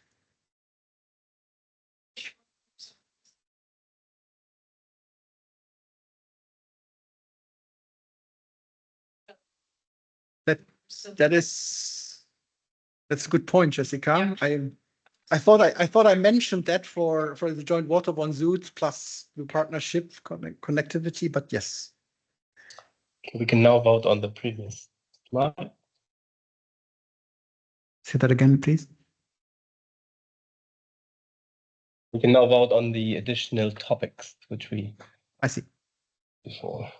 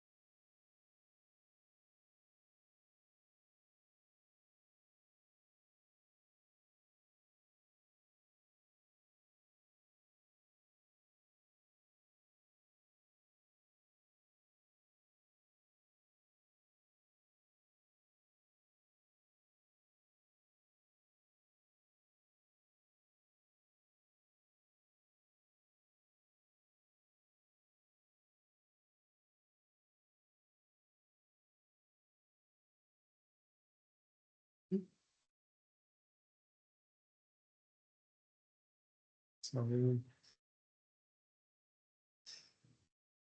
thank you and bye-bye.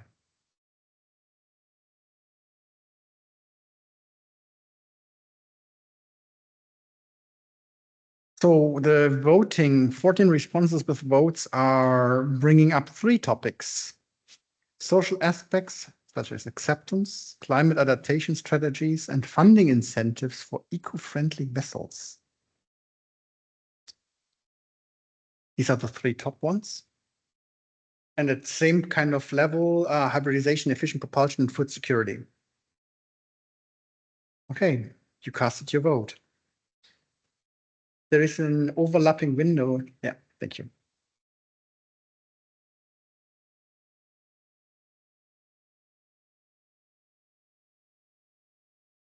Right. So while we are collecting the last, we would like to go into our idea collection and general discussion about these ideas. And maybe you could kind of leave the slide on, Johannes, so that we can see what the votes were for and give the full list again. Sure. Either or. Yeah. Just kind of as a reminder for all to see.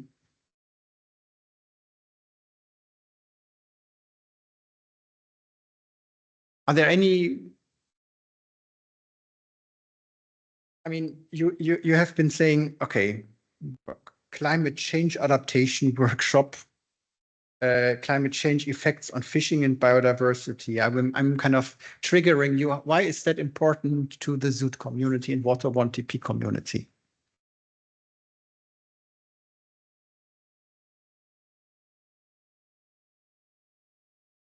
Is this your goodwill?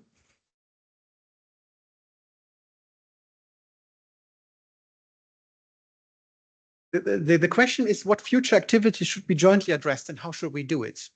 So should we have a portfolio of projects? Should we have a joint call? What kind of additional activity to what we our partnership, in addition to what our partnerships are doing by default? What kind of plans could we develop to bring the Waterborne TP ZOOT together with the the Sustainable Blue Economy Partnership? That is the idea that we want to discuss now with you, because that is the output at the end of the day of this workshop, because we want to hear from you. How can we move forward?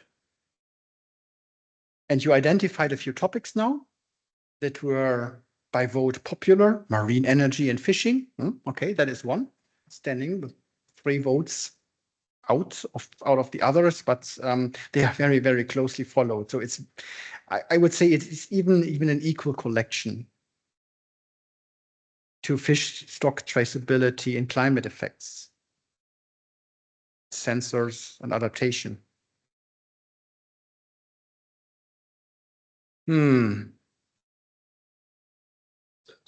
Well, finally we triggered someone to say something. Thank you.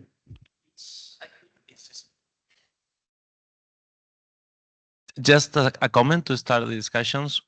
Could you give a brief review of the activities, the joint activities that are being done right now between both partnerships? Both. Margarita, do you want to respond? It seems like. No, I think, thank you for the question. I think this is very well linked to the conclusion, because with the risk of being very boring and too grounded to the framework things, we need to understand that which freedom we have to do things together.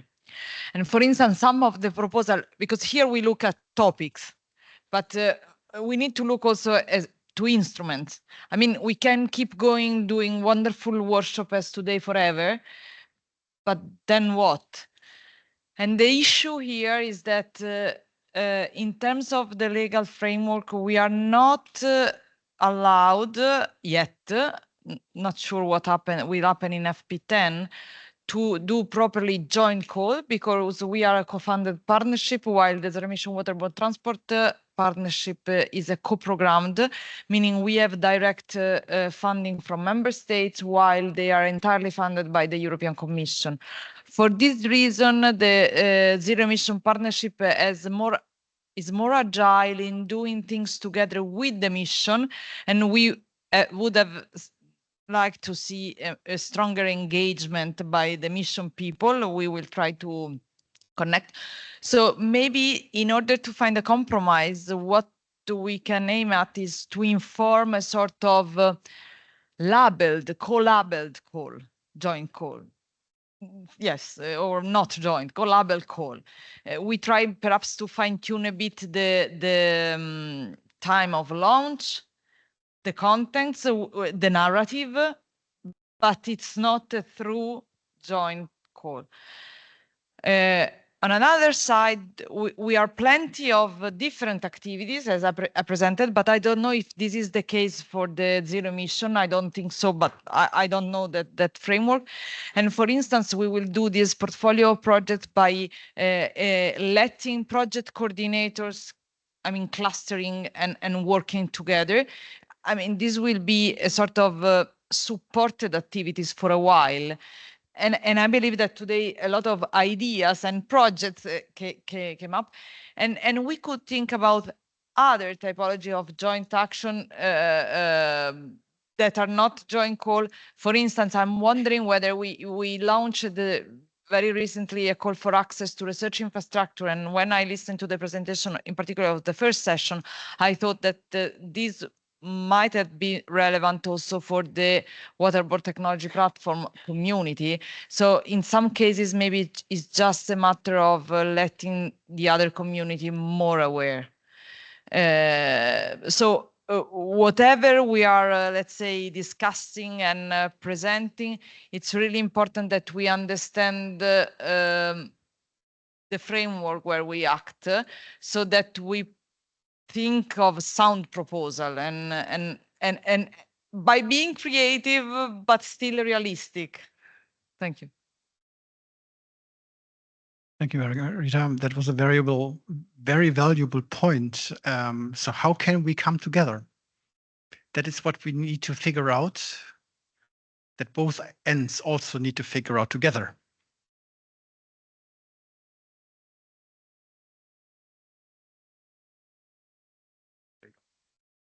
Thank you very much. No, I would like to support what Margherita said, absolutely, and there are differences.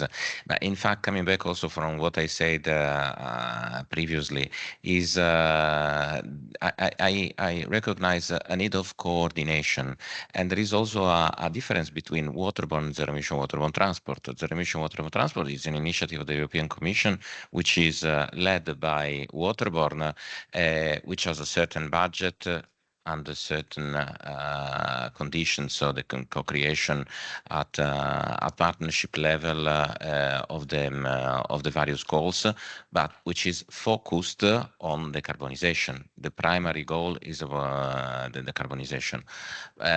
Waterborne, not as a cluster big, but as a Fincantieri member, I'm a member of Waterborne.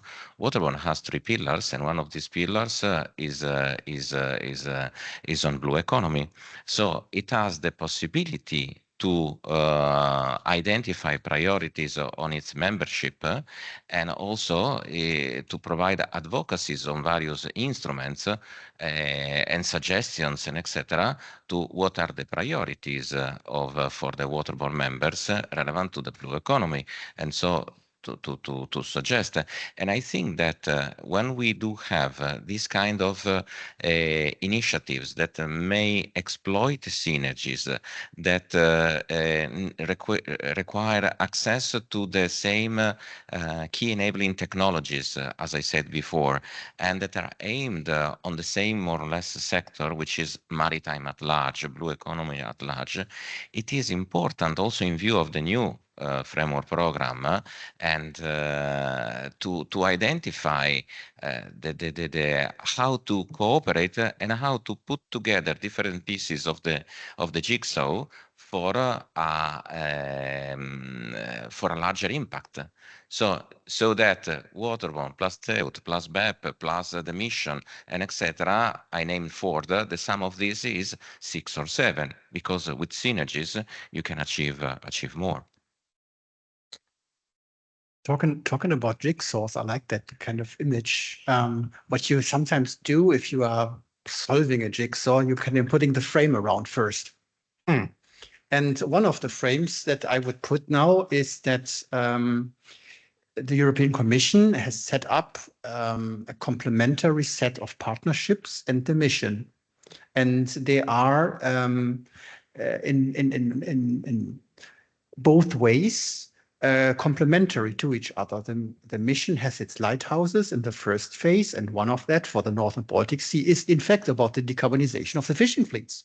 So whatever activity we are having, it pays into that. Also, the Blue Partnership pays into it, and at different TRL levels. But this is also what was wanted from the European Commission, and we should be grateful in the first place that there are initiatives like SBEP and ZUT who are actually funded or supported from the European Commission. Particularly, it has not been mentioned so far yet, but I'm kind of directing this towards the ZUT colleagues. There is a CSA which has been set up for the calls of ZUT with the acronym MARLEN. And this would be maybe one approach in the future to bring the partnerships a bit together.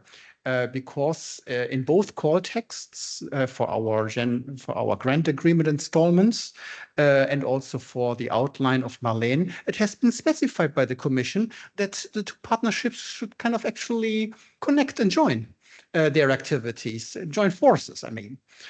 So it is also our obligation in a way to kind of fulfill that expectation from the Commission side.